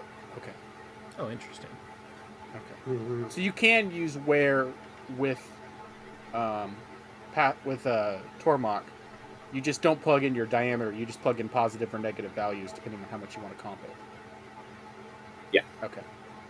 That makes sense. Yeah, if you want to use in control with the full diameter, if you have a 1/4 inch tool, you can just Add that. effectively use it as wear by putting in 0.249 instead of Yeah. 0.25. Okay. That makes sense. Does Is there a benefit? go ahead. Like, so, like, I was playing it the first time. So there's in computer, in control, and there's where. Is there any benefit to using in control versus using where? In control would use you have to enter the full diameter for that. Yeah. So like if you But like I Why- just said, you could put 0.249 instead of 1/4. But why would you pick that over just picking where? Because when you measure with your tool setter, it gives you the full diameter. Yeah, Okay, so Yeah, maybe that the would Haas probably is work. different because the Haas still does. Even if I do just where value, it still pays attention to. it's so if you The do value where in value, the- you have to set your diameter to 0. If you do in controller, it'll look at both the where and the diameter field. It'll add them together. Oh, I thought it always just calculated the diameter minus the wear if you did wear. No. So by doing 0, you're just telling it it's only 0.2. But if you had something in the diameter and you had wear, then it would calculate it crash. to. That didn't crash. It just calculates a totally different value. So what it's doing is it's doing it on the Fusion side. If you look at the Fusion toolpath, both where Uh-huh. and in controller are both outputting G41, G42s, but Fusion calculates that toolpath with in controller. It shows you the actual line it's cutting. It's right on the Okay. side of your part. But if you do where, it's the center line of the tool. So if you have a diameter in there, Oh, okay. it's going to push your tool off of that a lot further. Okay, that makes sense. Okay. And so, the only thing that I could see being It just seems where was easier. So like I'm trying to think of like what the benefit of using. But I guess you just said So- measuring your tool exactly. Yeah, if you if you're measuring with the tool setter, then in control makes more sense with the stock macros because it spits out a diameter value, not a wear value. Uh-huh. If you are not doing that, then wear makes more sense because then if you walking in. If you forget to add a value to the column within control, then your machine crashes or full slots. If you forget to add a wear value, then you're only 2 or 3 thousandths off. So wear is a little bit safer. Okay, that makes sense. So just using Yeah. you're actually using the tool measurement. The biggest advantage I can see with the in controller is that I believe when you measure the tool diameter, at least it's true on the Haas lathe that if I retouch off an insert, it automatically clears out the wear values for you. So if you were running a part on a consistent basis and you measured the diameter of the tool and it auto cleared the wear value and you had already semi-comped it in the program, in theory, when you put in a brand new tool and measured the diameter, it would reset everything to 0 and it would cut the right size. And then you could comp it over time, because the problem is if you just use straight wear and you set it to 0, That makes sense. or you put in a new tool, you might cut oversized or undersized and have to refine it back down to that point. So in controller, if you're running a lot of production and you have it set up to where when your wear is 0 on your first cut, it's good. Then over time you can comp it. And when you put in a new tool and touch off on the diameters, in theory it should cut the exact same. No matter if that tool But is... even on a lathe, you wouldn't do in control because it wouldn't matter, right? In a lathe, I can comp it because it's... You just always do wear in a lathe. Yeah. In a lathe, I just always... Yeah. I just adjust it live all the time. You just keep going down. I didn't even think about using it on my lathe now that I actually know what I'm doing with it. Yeah, like... Instead of just chasing that little, adjusting the tool. I don't offset. think there is a way to use in control on a lathe. No, I think It's it's... just your geometry no, offset and your 'cause wear you're not, offset. it's not the tool. Yeah, Yeah. that makes sense. I don't know why I just. But Yeah. You can adjust that real easy on the lathe. And we run a lot of parts that have plus or minus... or 5/10 total range. And so we've gotten to the point where when you retouch off a tool and you cut it, we know about what type of deflection it's going to be. And so we'll adjust the wear up as we cut it. And then whenever we put in a new tool and retouch it off, it'll set that wear back it'll set the wear back down to 0 automatically. I've never messed with the mill side to know if it does the same thing, but if it acts the same way as that, then in controller makes a little bit of sense to me, just in the sense that if I've got my program set to where on the first pass, as long as it's a new tool, a fresh tool, and wear set to 0, my part's cutting the way I want it to, and I can comp it over time. That's the only thing that makes more sense, but I do understand that the wear side is probably safer overall. Like if you're not doing that, if you're not doing big production runs and you're doing more job shop stuff. So, Harrison, do you know if I prefer if wear wear because I don't always change my tool diameters, and I know I would break so many end mills if I tried doing that. If I tried in control, I know I'd break end mills constantly. It saved me the other day. I loaded a 3mm end mill instead of a 1/8" end mill on accident. But I touched it off with the diameter, and it caught it, and it fixed it for me. So I didn't scrap my part with the completely wrong end mill. what were you going to say there, Norman? I was going to ask you if you knew the wear offset being set to 0 automatically. Is that a parameter, or can you turn that off? I don't. Or is it just I always on? imagine there's probably a parameter you can change on that. I personally like it because every time I set up a tool and run it and touch everything off, I can adjust it from there, because we've had times where I've been up 3 or 4 thou of wear to an insert that's been wearing out, and then if I were to put in a new insert, it would cut way undersize with a new insert. Okay. So like, because I might run an insert for we've had jobs where I've run 1,500 parts, and I'll just every 20 or 30 parts I might add 1/10 of wear to it, and as long as the finish looks good, we just keep running with it, and we just keep slowly adding more and more wear. Right. And those are usually Yeah, on that really makes sense. long boring bars where I can add up to like 4 thou. just because of how much deflection and stick out there is. And as it starts to wear out, even if it's still cutting good, it just takes more pressure to get it into the cut and to have it cut on size, even if the finish looks good. Yeah, I learned on Fanuc machines, so everything's a parameter. Yeah.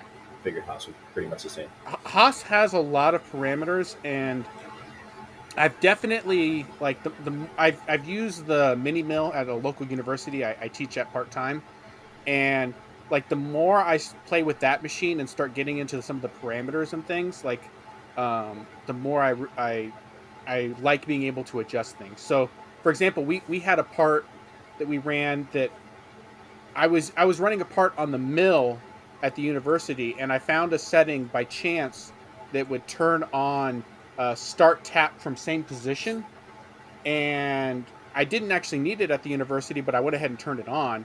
And then later we were running a part on the lathe where we had a M16 by 2, different part but same tap, but we were tapping down over 4 inches with it, and we had to peck tap it, and we had to turn that setting on the lathe to be able to peck tap, because apparently on the Haas controller, if you don't have that parameter turned on and you try to peck tap, there's no guarantee that when it comes out and goes back in, it's actually going to go into the same spot.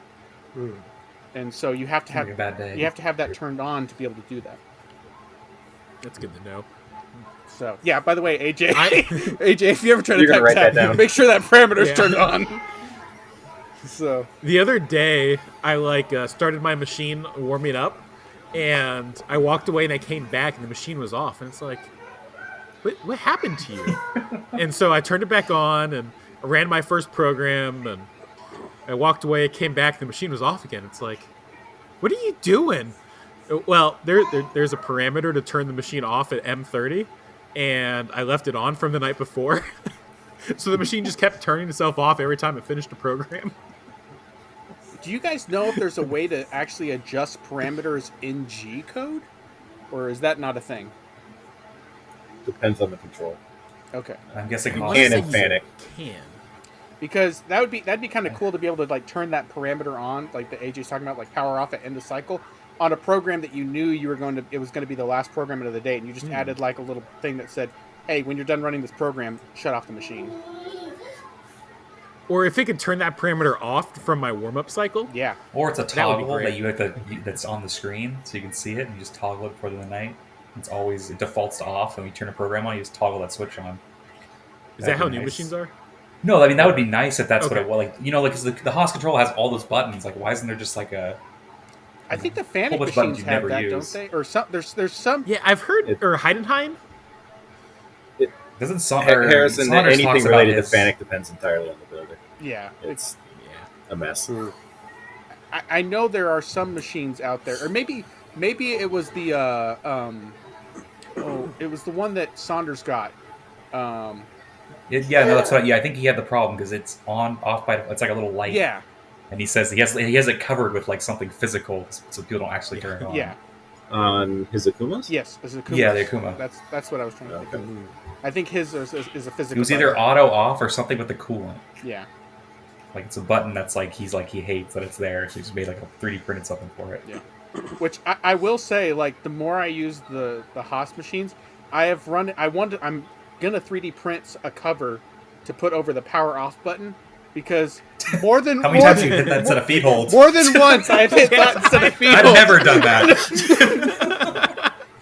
I Or don't you get panic, any like button start that just hitting power instantly on to turns it cycle on. start. Like, why is it not starting? You just keep hitting power on. Yeah. I have done that All right, more than once. Never done that. No. Yeah, never. All right, controller / Fanuc question. So let's say, like, I walked into a machine shop that had some other mill. I don't know, like a robo drill or whatever. Like, having never run one of those controllers before, could I figure out within 10 minutes how to run a program? Or would I be, like, poking at it for a day? Like, how... I think the answer is somewhere between 10 minutes and a day. I don't think Okay. it's really going to be either one of those. The difficulty with Fanuc is just the menus. I mean, a button does what the button says it will do. It's just, But don't they if just it's have on the squiggly screen, lines? how do I find it? They don't really say anything. They're just squiggly lines. It's hieroglyphs. Some of them might have Jinglish caricatures, but Okay. it just depends. What about like touching off a tool? Like, does the process basically work the same across controllers, or Nope. no? Okay. Like if you've got a Renishaw probe and tool setter in there, like the Renishaw macros are probably going to be pretty much the same from Fanuc controlled machine to Fanuc controlled machines. But To if get you've to got a them. boom or Heidenhain tool setter or probe for whatever reason, that's going to be completely different. I guess I've never seen a non-Renishaw machine to understand how beneficial the Renishaw macros are on a machine. It's the Haas like way they do it though. It's not even just the Renishaw. I guess Yeah. Haas just makes it way easier than like other controllers, right? Like the full menu they Yeah. built out. As much as everybody likes to crap on Haas for the machines, their integration of accessories Oh, is yeah. probably better than anybody. Period. Mm-hmm. I mean, I'll probably The buy another Re- Haas if I get another machine, just so I don't have to like deviate from the and learn another controller and be lazy. I think they're a machine that's easy to hate on. They're kind of like the Toyota Corolla of machines. They're not the nicest machine, but there's a crap ton of them out there, and it seems like everyone has run one at some point. And I think You there's say some that about glaring Haas, issues. but like Tormach is the next step of that too. But yeah, well, I mean, all four of you guys have built your business off of starting with a Tormach. 100%. Oh, I have no hate against Tormach. That thing worked great. My But- biggest hate on Tormach is that it's not holding up to my 70 hours of abuse every week. Or my 30-inch parts. Or my 30-inch parts. Yeah. No, I think Tormach like. But you got a Tormach was VF3 just on the missing way. parts. Like there's just it didn't have everything like fully complete. Like the little things like you're The missing, machine like- or the controller, you mean? The controller's fantastic. Like, put that controller on more. But I mean, I know it's just Really? CNC, but like, it's great. It's Put it on more machines and Yes. give me like a Tormach that's like a Sile level. There, then I it's think it'd be kind really of nice. curious to me that you say that because there's like three things right off the top of my head that I could say. Like, why do we not have this in Pathfinder? I- Some kind of service menu with like I/O control, yes. tool life management, and just being able to change your offsets in general while the machine is running.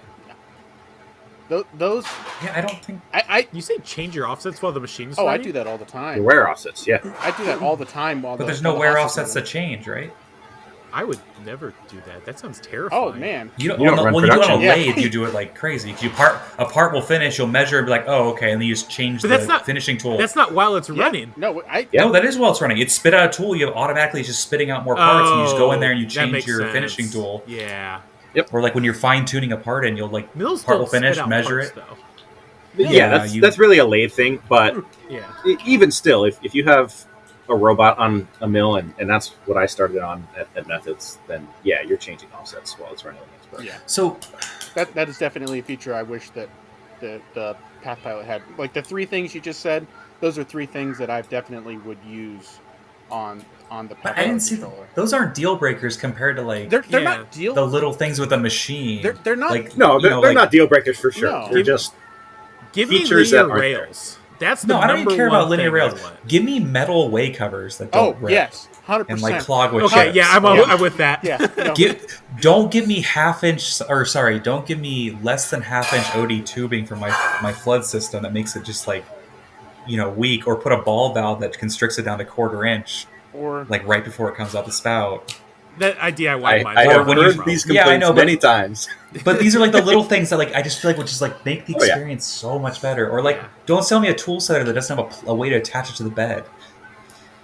Yeah, There's there's, just, like, there's these a lot of little little stuff things- like that's very It would make a annoying. huge difference. Like that's what I think is like the most frustrating. Like yeah, the machine's great if you know how to use it and you like understand like what you can do with it, but it'd be nice to just not have to like hack everything together. And it's cool that people are building businesses like around that. Like the guy that's made the new chip pan and is making a mm-hmm. Yes. Yeah, they're doing which a one- lot I of really good want things. that. Conveyors. a chip conveyor for it. Like that's cool. All The guy who Larissa, built the yeah. coolant ring. Yeah, there's a lot of things that we do today that like Tormach is very much in the middle of like our market has shifted very much in the past 4 or 5 years. And a lot of those decisions were made based on assumptions of our market back then. The tool setter we've been selling for 8 years, I think, or whatever. And the thought process when we started selling that was very much, you put the tool setter on your table, measure all your tools, and you take it off. Yeah. Tool breakage detection was never a thought that entered anyone's head 8 years ago. But But now everybody weird wants it. Yeah. you guys have you guys buy a generic tool setter, right? Like you buy like you relabel an off thing, but you guys don't get the one that has like the air blast built into it. Like you can find the same one online, but it has a little copper tube Mine for the had air that. blast. We don't have an I/O Oh, I had a really signal old to one. send out to a solenoid for an air blast. Well, I mean, you could with an M. Like that's all things that could be added to them. You know what I mean? But like it's weird. Like there's always like little strange things, or like you had the ability to do what's the coolant for air blast, but instead you have to like drill your own thing in the M7. cabinet and add the plug. Yeah. Like why is that not just like how much extra wiring or manufacturing costs is that to add it from the factory? It's ironic use that you it- asked that now because we added that to the machines a month ago. Yeah. Well, Okay. you From added, factory. you added the ability to toggle them on and off, but there's not a way to connect to the board. And the that's software. It's easy. At least not on the older machines, right? Not on the older machines. You would have to add an outlet for that. Yeah. But the new a machines spare are- relay on the control board has always existed, but it was never Yeah. brought out to the cabinet. Exactly. But that's what we started doing a month ago. And That's- in our last That's a good version, improvement. That's good. we added a button on the UI to control that. Yeah. That, Does anyone know of a cover? Speaking of Tormach deficiencies, that goes over those little thin pockets at the back of the machine that get stuffed full of chips. Like, Yeah, Which you just buckets? pack them full of chips and you leave them. no, you cut a piece of acrylic on your laser cutter and put some magnets on it. yeah, Which pockets are you talking about, Harrison? the ones that are. Fill it with RBT. So on the very back of the There- machine, there's those. So where the feet bolt to where the machine. Oh, yeah, that's annoying. Yeah, it's very annoying. You just fill them full of So- fill them full of chips, and they don't cause you problems. Yeah. Just to run your machine 70 hours a week. And you won't have Oh, chips they back fill it there. with chips all the time. It just annoys me. I hate seeing my biggest problem is when I switch from steel to aluminum. I just try to get everything or stainless to aluminum or vice versa. I always try to clear that out, which maybe that's just a pet peeve of mine. But why? But I always try to clear them out, and it just annoys me. But you Yeah, actually just leave 'em. don't just let Yeah. chips collect in your machine? No, I clean the whole machine out whenever I go between aluminum and stainless. That's You're a really very strange man. You don't recycle, right? I do. I recycle. Oh, you recycle your chips? I do. I've gotten like 300 or How many 400. chips? I've got like 300, 400 bucks before from recycled material. Okay, you're using your Really? Tormach way too much. He needed. There's people that will recycle. Like that sounds like what you get as a rate of like a shop that's like Yeah. really hogging I've material. got 3 255-gallon drums that are about full outside my machine, outside my shop right now. Jeez. How long 6 is that months. from? Last week. I have a trash can full of titanium that I need to figure out how to recycle. It's called the dumpster. Titanium, you'll probably actually get some money.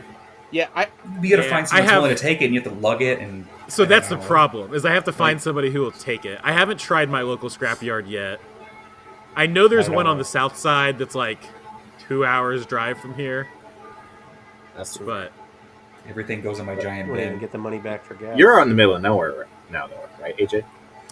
I'm in a small Yes. slash medium city. I'm kind of on the outskirts of it, but we have Indianapolis 45 minutes from us. So Okay. I can find anything within like a 2-hour drive. But there's That's nothing far. within like a 10-minute drive. That is. That's not worth So- no matter what money you're gonna get for those chips, it's not gonna make it worth a 2-hour drive. I'll just buy another trash can. We'll get there eventually. Even like with yeah, that's not enough for that. Well, that, Buy So an IBC I- tote, fill it up in a decade. only one of the so I have a trash can full of chips, but I have 3 5-gallon buckets full of titanium solids. Like those could be worth something. The solids. Yeah. oh, like it's a okay, lot. so like actual pieces. Yeah. Just do Etsy. Oh, you don't have an Etsy shop anymore. I was just all my my REMs. I was just selling like flat rate boxes, $25. Oh, And I just fell I for don't REMs. I don't know if mine would be useful to anybody. well, AJ, you're doing. I mean, the stuff I was selling was like 1-inch little pieces of bar stock, 875 bar stock. AJ, Yeah, Just we, fill them with Bar boxes. stock is still more useful, even in small pieces. Yeah, because I have like the Titanium slugs from the chunks. inside of my carabiners. I have probably Oh, they're like 2 or weird 3,000 of those. well, with That's probably worth some. That might be worth recycling then, 'cause that's like actual Yeah. good titanium. you just need that one perfect Xometry job that'll use all those blanks. I know. I still haven't found the perfect Xometry job for that piece of half-inch titanium plate that I bought for my very first Xometry job, thinking I'd get a bunch more that would use that. Yeah. How many Xometry jobs have you done? I think I'm about to ship number 14 or 15. Oh, Damn. Have- Okay. have- So is it working out? Like It's getting there. This month has been a little bit hamstrung by Christmas, and basically everybody wants all of their parts like December 29th, and like I've just been kind of booked solid. If it weren't for Christmas and having this like week gap, I could fit more in, but like, 'cause I've always wondered, like, and you guys don't have to talk about it, but like, so like making money from like doing Xometry, so it's like, do you just set like an hourly rate you'd be happy with, or like, what is like, how do you determine? Like, I think of it in terms of profit per day. okay, My average profit margin for this month is 70% on Xometry, not including machine payment. That's so that seems really consumables good. and materials. For- Yeah, it is. the tiny Like, because I mean, like, if you're just if it's just a one-man shop, your overhead is just your machine payments. It seems like you can do a pretty good living. Like, you're gonna make more than what you make at a normal like 9 to 5. I'm If you're not like there disciplined yet, with but Xometry. I'm not fast enough yet. But it wouldn't take. I mean, The- how much would like you'd have to the smaller like? Okay, to bring What do you in find is your bottleneck? the small to bring in what $8,000 a month? How crazy would that be? Like with Wait, Xometry what jobs? was the number? What'd you say? Like, let's say $8,000 a month gross. That's like, basically how many what I'm jobs is working that? to. It depends. So this is the number one reason why my revenue is growing on Xometry is when I first started, they weren't showing me big jobs, and they're like just starting to show me big jobs. Okay. Before, probably 90% of the jobs they would show me were under $500, and at this point, I don't see anything under $500. So And that's because the advice you got from Sarvin, like about like taking, or someone whoever Yes. you talked to said to only take high jobs. yeah, we're right? training the algorithm. yeah Okay. Well, you should just be out of the probationary period. yeah just the Right. probationary period. Yeah. Like that doesn't like The- that's what I'm saying. Like it seems like to hit that number, like that 8,000. Like I mean, if you're saying the jobs are like five, you So- think one video you said your jobs like 600 each. That means you have to do. I can't do math. 14 So jobs it's a month. Yeah, something like that. That doesn't seem crazy. So So, For- yeah, the average of what I've done this month is $800 a job, but the average of the jobs that I have taken in the last 2 weeks is probably $2,500. That's insane. So you're climbing the ladder. Right? Yeah, so I'm. But you I'm can't make hitting- money on Xometry. They steal your money, so they're a terrible company. Yeah, exactly. You should never use it. no, well, So I figured out why people complain about Xometry. It's because 'Cause they they don't know get how to on use the there, they algorithm. take one job. Yeah. Yeah. They get on there, they take one job for aluminum that's $120, and they're like, "This is terrible." But they never like build the trust with Xometry to get shown the good stuff.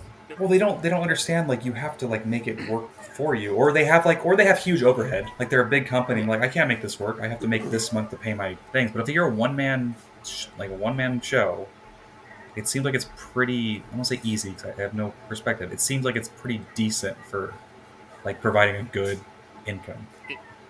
I will say this: we started it at the very beginning. That was the only thing we used, and it all depends on the size of your part and where you're getting your material. At least in the beginning for us, I will say Xometry has gotten better over time. But when we first started about 2 years ago, we would accept a job, buy the material, buy the tooling, and have no money left over. And so a combination of just starting up and not having any tooling and not having any material and having to buy everything, especially in the middle of COVID when material prices were skyrocketing and quotes were only valid for like 3 days before, and you'd have to requote anything that was over that from a lot of our suppliers. During that time frame, Xometry did not make sense for us as a business. And when you're taking jobs like AJ is that are like really small, your margins are a lot better. Because like if you're taking large jobs, like we've looked at jobs on Xometry that were $3,000 to $4,000 for a job, but the material on it was $1,000 or $1,500, And that risk factor on that is huge. Exactly. And so Yeah. you can make a lot of money on Xometry, but your margins, I would say, shrink the larger your part gets, just because of that I think that's material where like cost. the path that AJ's doing, like with the small parts, Exactly. like, that to me makes the most sense because you buy that huge block of material. When you're just learning, you can mess up that huge block of material Mm-hmm. multiple times, Mhm. and your material cost is still going to be significantly less than someone that took like that $1,500 drop in doing. Exactly. So if you take that $1,500 or that $3,000 job, you're paying $1,500 material. You're probably going to buy 2 things of material. Mm-hmm. So if you mess up, you're going to barely break even. Exactly, and that's the problem we were in the very beginning. In the very beginning, like we were, it was what Xometry provided for us when we first got started. It was experience and tooling up the machine, and no profit. We made no profit almost. Like if you were to average everything out for the beginning, like we took probably 30 or 40 jobs in the very beginning. Like that's probably about how many we experimented with over that time frame. And I would say less than half of them did we actually walk away with any money in our pockets, just because. And but it made you a better machinist. It made us a too, way better machinist. Significantly.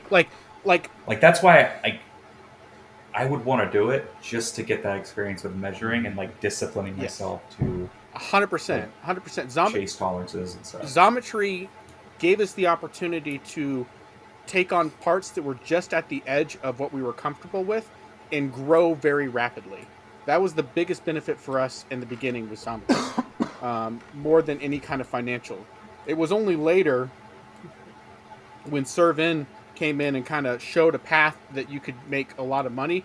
And I think Xometry has also started raising what they're paying out per job. Because for a while it got super competitive to where everything was like bottom dollar. Like everything was down around like the your material cost was 60 to 80% of the job for a while. Like it seemed like every job that we were shown, at least, and like I said, I'm just talking about from my experience, but in the beginning, that's kind of the range that we were seeing, was that like every job, your material cost was between 50 to 80% of the actual job. And I think that's. I'm curious, especially for you, AJ, but also you, Harrison. Like, do you guys counteroffer on like every job you take on something? I took one today that I didn't counteroffer on because I already had the material and the tooling. But yeah, basically every job I take, I ask for probably about double of what they offer. So I would say for us, we in the beginning didn't. We started counteroffering more. We've been so busy, we haven't been taking very many Xometry jobs recently. But I would say it's pretty, unless the job is stupid easy and it's going to jump off the board really fast, which there's a lot of jobs that show up like that they hit the board and then they're gone because someone is desperate for the work. But if the job is on the board for longer than 4 hours, there's a good chance that you can ask for more money and they're going to take it. Well, I found it interesting because they were talking to, and sorry I walked away. Like I could still hear you guys when I walked away, so I don't think I just left you mid conversation. I learned it seems like when you're countering, you're not countering the customer. You're countering what Xometry's cut is. Yes. Yeah. Exactly. So like it's like that whole thing. Like if you're like in a car accident, you're not suing the person that hit you. You're suing the insurance. Yeah. And it's like you can't feel bad. Like, it makes it so like you lose that connection, so you're not like feeling bad about asking for more money for that part. Yeah, and from what I've heard from other people, like, Xometry has a very good margin on everything they have. So yeah, they'll move if they have to. They thrive off of shops who have material that they've paid for and downtime on the machines. That is how they grew their business. And so they're always trying to sell jobs to those types of shops. And that's why their pricing starts so low. They're looking for the guy that has material that's paid for and machines that need parts to run. And so there's a lot of room to go up. And but there's also the algorithm side of it that can spit out really wonky pricing sometimes. Sorry, everybody. We had some technical difficulties there. We have no idea where it stopped recording, but we're back now. Somewhere in the Xometry discussion. I bought a vise. It's the cutest little vise you've ever seen. One of those too. I'm not gonna lie, I somewhere got mixed up and ordered the wrong one. I thought I was ordering the one that was 110 millimeters wide, and this one is 54 millimeters wide. So, not quite as useful as I thought it was going to be, but it'll still work for a bunch of my parts. Well, two is Just better a than minor, one. a minor oopsie there. You got the taller jaw version though. I did get the taller jaw version. Nick from P3D Creations told me to get the tall jaw version. Makes sense on a Kern. Yeah, exactly. I found out that he is quoting some of the parts that I am quoting as well, which just makes me really anxious to know that I'm quoting against a Kern. Yeah.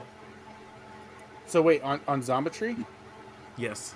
is it one of those jobs that is up for quote? Or is Well, when I say quoting, I mean we both throw in an offer for it. Like it'll pop up on the job board for some number, then we'll both offer like 2 or 3 times as much. have you seen the other side of Zometry where they have a job that you can bid from the get-go and there's no price on it and it's just up for bid? I have not seen that, but what has happened a couple times is a exclusive offer where it gets like a purple ribbon instead of the gold ribbon. This isn't on the normal job page. It I will know. it will never. Okay. I do not see those yet, but what I have seen is the exclusive offers. Okay. Because there are, for those of you that are curious, there's a whole different side of Zometry where they'll have customers that'll ask for jobs to be bid through Zometry, and they're not auto-quoted, and there's no price attached to them. They give you all the files and all the information. You look it over, and you spit out a price, and it's like this job is open for bidding for like 1 week, and everyone can submit a bid that wants to, and then they'll review it and they'll pick someone to do it. But you can't And they're see anybody usually- else's bids, right? You can't see anyone else's bids, and you have no idea where you're going to end up. It's a blind bid, but you have like a week or two to figure out your pricing. So it's not like it's competitive, like, oh, I got to accept this job right now. You can actually spend some time and figure out, what would be a good, fair price to bid. So Yeah, I mean that's kind of I interesting. wonder if that's 'cause- like a. Sorry, I wonder if that's like a city regulation thing where they have to do an open bid. government, I think maybe. it's for some of their bigger customers, and the jobs are definitely a lot bigger than what you would see on like the normal board. So Okay. it makes sense that they're just opening it up for bid, and it's not like your customer that's just wanting, 10 parts of varying quantities. It's usually a pretty involved deal, and there's usually a lot of other like assembly or finishes or other things that are even a little bit beyond what you would normally see on a normal Zometry job. I think I've seen a few I- of those, and oftentimes they're more like exotic finishes or things like that. Yeah, Exotic yeah. material. Because I used to work for a company that sold a large percentage of its products to cities, and basically all the cities had their own weird purchasing requirements, and almost all of them, everything they purchased had to go up for an open bid. And there was this weird thing that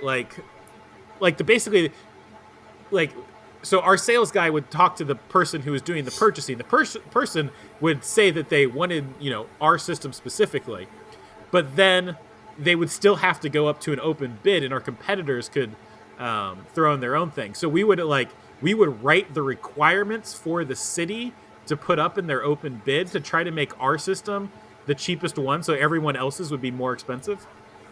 Yeah, it's kind of like a That's total. a wild system.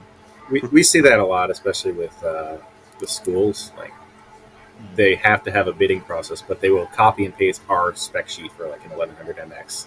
And Yeah. say it has to meet all these specs. It's supposed to You get only got rid one of whatchamacallit, like corruption, eliminate corruption, or like your best friend's pop owns a company, but there's so many ways to get around it that it's kind of it loses its point. Yep. We need a machine that's this size and this weight and this power. And With this name, Yeah. With the Pathpilot controller on it or a Haas controller. In dark gray. yeah, with this color scheme. I'm so glad I don't have to deal with like educational or city customers. Man, that was the worst. At that job, it would take us like a year sometimes to get all the components for something, but then we would bill them on like net 180. And so sometimes we would take a job and get paid like 3 years later. Oh, geez. Yep. It was like from cash flow, just the worst thing ever. COVID was pretty terrible about that. Like, I did a lot of like we've always had like field service for installing and commissioning machines, and I did a lot of those right at the end of 2021, start of 2022, where it's like, yeah, we bought this machine 3 years ago. Can you come set it up? Okay, I guess. Oh, but we're missing half the boxes. Well, that's a problem. Have you so like I remember like Tormach, they were releasing a bunch of new stuff like pretty rapidly at the MX line.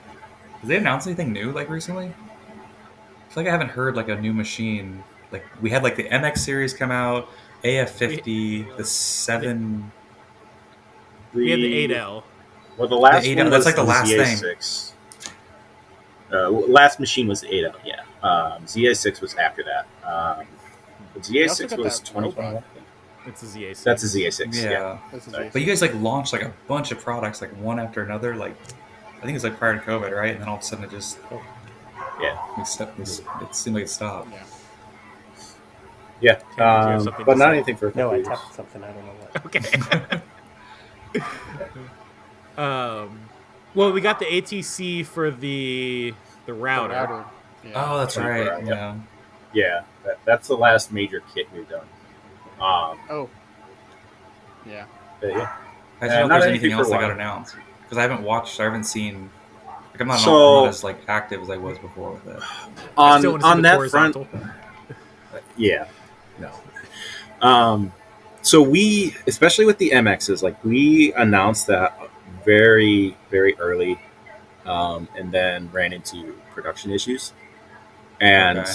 there were like we're never going to do that again. Honestly, there were so many people that were waiting to order an MX because we announced it, but we just ran into delay. That very nearly put Tormach out of business. Oh, Really? So, yeah. So So that was just The- unusual. The last release. yeah, I mean, it's something we always want to do, but it's a business reality that we need to So make wait for money that every 15 month. Slant Pro MX, you know. I wish. I very much wish. Yeah. I But do yeah, have- so go ahead. Oh, go ahead. Oh, I was just gonna say. Speaking of Tormach, this is something I hadn't thought of, but now that I have you on the line, I wanted to ask you before this thought left me. We're actually looking at buying another Tormach for the new shop. Really? Mhm. Really? Mhm. That's surprising. Or another Tormach product, I should say. Is it the Auto- same or the Bandsaw. The The Auto 24R? bandsaw. Auto Oh, bandsaw. Yeah. And I wanted to know a little bit about that because I can't find very much information or like reviews or like anything out there. Like there's a couple YouTube videos that I found and they have pretty positive reviews, but I haven't actually seen anyone that I could actually ask. I a mean, I question have about one. How it Yeah, I was does. gonna say, has one. doesn't Derek? Oh, you have one, Derek? You have one? I didn't know you Yeah, had I one. forgot it's about worked that. great until I think I have a broken proximity switch on it right now. But I like it. It works pretty good. It's just The proc There's only gripe switches with it. are the Achilles heel of the AF50. yeah, I think that's what it is. It's basically it's saying that two switches are tripped at the same time. So I think just one is stuck or broken is what I'm assuming. I haven't called Tormach support because I haven't had a need to do like auto cutting right now. Alright, I'm just you got using it do right it here. live. Do it live. Let's go to the garage. I think I have an extra switch too because they send you like an extra one with it. It's We just do, like yeah. I don't feel That's like a vote of confidence. Those Honestly, it's switches, the been- body on them is so fragile. It does not take much to destroy one of those at all. And I did move it with a crane and stuff to like my new house, so it could have got, had a little bit of a problem. But no, that thing's great. I think it cuts. I don't know, like 50. You can get consistently within maybe like 30 thou like no So- problem. That's plenty good. And when you cut less than 1 inch stock, there was a problem with it. So I had to create like a new guide on the Like a side. ramp. Yeah. Yeah, because like the ramp, for some reason, you guys stopped the guide rail like 2 inches out. So like if you cut a 1 inch stock, it would just cut and like get jammed in that slot. So I had to like make my own like feed thing. Luckily, I had a water jet, so I could just do it. But other than that, like it works great. It cut the stock. I mean, it's way cheaper than like buying cut stock from like Online Metals. So I buy 6-foot bars and throw it on there and say cut up my parts. It's finicky to dial in to the right length because it's all based on just like magnets hitting the magnetic switches. So you're just like twisting this little thing, down a dial. Yeah. So you're setting your cut depth based on I don't know of a good term for it. Speed nut, I guess I'd say. Yeah. It's like a nut that has a spring loaded section so you can pull of it back. Yeah. Yeah. Okay. So that can sometimes slip. A lot of people just add a backup like jam nut to it, just so it won't slip at all. I haven't had that problem. It's just you're gonna lose a couple cuts just dialing in, your right size. Yeah. Oh, But once it's set though, I- it's pretty good. I didn't know how to adjust the length on those. That was one thing I had no idea on how it actually worked.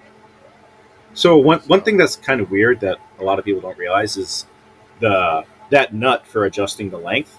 You only get about 12 inches on that, but it can cut up to 50 inches from the name. But if you want to cut longer segments, you tell it, pull 3 or 4 times, and you set that distance on that nut, whatever Yeah. division per number of cuts you do. Which means that every time you do a pull, that error accumulates over time. So, like, trying to hit within a 16th over 5 pulls is going to be almost impossible. But are you going to be cutting If that long? if of a your part? nut is loose, No, but if you add that jam nut, it's not going to accumulate. Yeah. Because Most of the 30-inch parts that I parts. saw cut that I would auto feed are less than 2 foot. Most of the parts that I would auto feed. But like, why would you I mean, what are you buying? Like 12-foot bars, or what are you buying? Yeah. 12 foot, sometimes 20 But even with foot. 12-foot bar, I wouldn't want to use an auto cut for a 2-foot. Like, 'cause it's only 6 cuts, right? Like, it just seems like it's quick to just cut it, feed it. You do that. You do that in like a real quick, unless you're doing hundreds of them. So, yeah, we have, I mean, I've run through... He does do that though. Yeah. That's right. He does Well- have the 30-inch Tormach limit. Yeah. So, yeah, you didn't get the 30-inch Tormach option? Man, I specifically requested that. No, like, I've had jobs where I've run through, like, 20 bars of material, and I'm cutting them in 2-foot lengths. So, But you can just wrap those bars in like grips of 4, electrical tape, run it, cut through 2. not and, with like, my if them- saw. Okay, I mean, also just as like a normal saw, like it's great, like because the comparable saw for this that didn't have like the auto feed function is like $1,300 from Harbor Freight, yeah, and that one's this one's probably better, but I got the Granger one. That it's the Granger equivalent of this saw. I mean, they look almost identical, minus all Okay. the electronic bits that are on the auto saw. so Like, yeah. I would honestly question, like, do you need it? Like, if you're gonna be cutting that long a segment, like it doesn't seem like you're getting much of a saving. Like if you're cutting a bunch of small, That's not why we'd be getting it. Like we Okay. have a lot of jobs that are like in the 6-inch range that would be Okay. cutting it for. Like, I've had jobs where I'm doing 100 to 300 parts, and the parts are like 6 inches or less, and then you're just Okay. sitting in front of that saw for yeah, that would suck. and that just sucks. And so what we're trying to do is we're trying to build in as much cheap automation into every step of the process as we can. And the Tormach auto bandsaw is like bar none the cheapest auto saw I've been able to find. Is it still like $4,000? It's like $4 or $5 grand, somewhere in that Okay. range. I don't know But, if like, like the COVID cheapest- destroyed it. Yeah. Yeah, I think that's Yeah, the coolant system's kind of garbage though. It's a very small. tank. I have broken 3 bandsaw blades while trying to cut this one job. Yeah, but you're I think using it's 'cause I don't aluminum have saw salt. blades on stainless steel. Well, that was only one of them. So, have I broken 4 blades? So, That yeah, sounds I like your broke the fault. blade that I was using, and then I just, like, put on my aluminum one hoping that it would finish, and that broke it. I have broken 4 blades. And then I bought a nicer one from McMaster. It was a Starrett, and that one worked the best, and then I broke that. And then I, like, just needed to cut What's- apart Have you like? What's the loosened brand you guys tension? partnered with? the what? No, like Brand we Tormach partnered with the saw. Like, who's the saw blade you guys recommend when you buy the saw? I forget the name. You get like for 3 free Blade. blades from them. Blade Serpent. I don't know. Yeah, if their they're good blades are really good. good. I think they're Well- using Lennox blade stock to make them. Oh, but I know I've used those blades, and they're like, if you need blades for your saw, like I recommend, like, and they're not that expensive too from them. I would have thought the Starrett blade would have been good, though. It's just But you're I using it think on like a bad saw, so I'm sure you. Yeah, I'm using well, it on a bad saw with more material than it should really be handling, and also it needs coolant, and I'm not running coolant. Haven't you killed that motor like twice too? I only killed the motor once. Thank you very much. What's your tension on your spring? Like, how much downforce are you putting on this blade? Like, are you like running it where it's just This basically thing doesn't taking really the whole tell you weight what of it the saw? is. Well, I know, but you can use, like, the problem with the Harbor Freight one is it's a decent saw, but it doesn't have the hydraulic cylinder It's to not slow decent. the cut. I mean, I- well, I for, hated for that its thing. price. For its price, I mean that's what we had I- before we got the Granger one. I think I got mine for like less than 200 at the time, like before like prices went up. So like, I guess, I mean, the best thing I got was I ended up buying a Milwaukee like M18 like hand bandsaw, The one-handed saw? bandsaw. I, That thing's fantastic. I just need to cut down a 6-foot bar. I have one. I have like the Wen version of one of those, but at some point the speed controller smoked itself, and I just like took the speed controller out of the system, so it just runs full bore all the time, which is yeah. fine for most materials. But when you cut titanium or stainless with it, it immediately smokes the blade. It sounds like you just kill saws. I do kill saws. So the two questions on this is, one is your saw putting the full weight of the saw coming down on it, and two, are you changing your belts and are you running it at like aluminum feeds, like cutting speeds? I think after the first blade, I slowed it down to the slowest setting. Okay. I feel like it's always just best to leave them on slowest setting. Yeah. Yeah. Except I've spent like hours and hours trying to chomp through this bar. It's a 1x4 316. I think after the second blade, you should just reorder the material cut. But I have one piece left. Probably It broke on the less. last Okay. piece. Okay, that's not Oh. terrible then. Or just use the Why don't you Tormach just as stick it in as the a saw. machine? Yeah, I was gonna Just say. slot it with a. Because the remnant, well, the remnant of my bar is like 30 inches, which is apparently a thing Perfect. you can Send it do. to Harrison. Hey, dude, the window you out. are golden. You are golden. You got this. I had to do that with the part that I ran today. It was a 1.5 inch round bar of 440 or 420 stainless, and I just put it in there and just with the hand wheel, cut, lowered it down, cut, lowered it down, cut. Oh my gosh. Took way longer than it should have, but So AJ's next investment needs to be a saw. it probably should be. Or I just need to be not dumb and buy my material pre-cut. Yeah, I mean, I guess as a job shop, it almost seems better to just buy it pre-cut. Within a It degree, like at a depends. point. Yeah, I mean, if you're doing 162 parts, maybe not. But how many Yeah. how many pieces was Yeah. AJ? 160 24. parts for AJ is like 24. 6x6 though. When you can get stuff in bar form, if you're willing to It's spend the time to cheap. saw cut, it is so much cheaper. Like I've gotten to the point where I probably won't buy anything not in a 12-foot stick at this point. Well, I got a quote on titanium. I needed to get was it 4 5/8? I think it's the dimensions long, 0.75 inch square bar of titanium. Grade 2 you can buy bars in square profile. Grade 5 they don't sell it. I got a quote. It came up to like $28 a piece for this like material and titanium. Like, Yeah, in bar form, stuff can be. but they don't make it in grade Ridiculously 5. cheap. They don't make grade 5 bar that cheap. or they don't make grade 5 in square bar. In square. Grade yeah. 2 for some Yeah. reason they do, but Or sometimes Can't does answer it you just there. matter where? Because, like, I order stuff, I get it cut, and it's like $2 or $3 per cut or something like that. But they have the bars. well, no, they're cutting it from sheet. They said so. They're going to on use. that, the They're titanium? using. Yeah, they're using 3/4 inch sheet and cutting Mhm. it in 3/4 inch width, and then cutting it down to 4 5/8 length. Yeah. Are they shearing it or water jetting it or laser cutting it? Like, how are they doing that?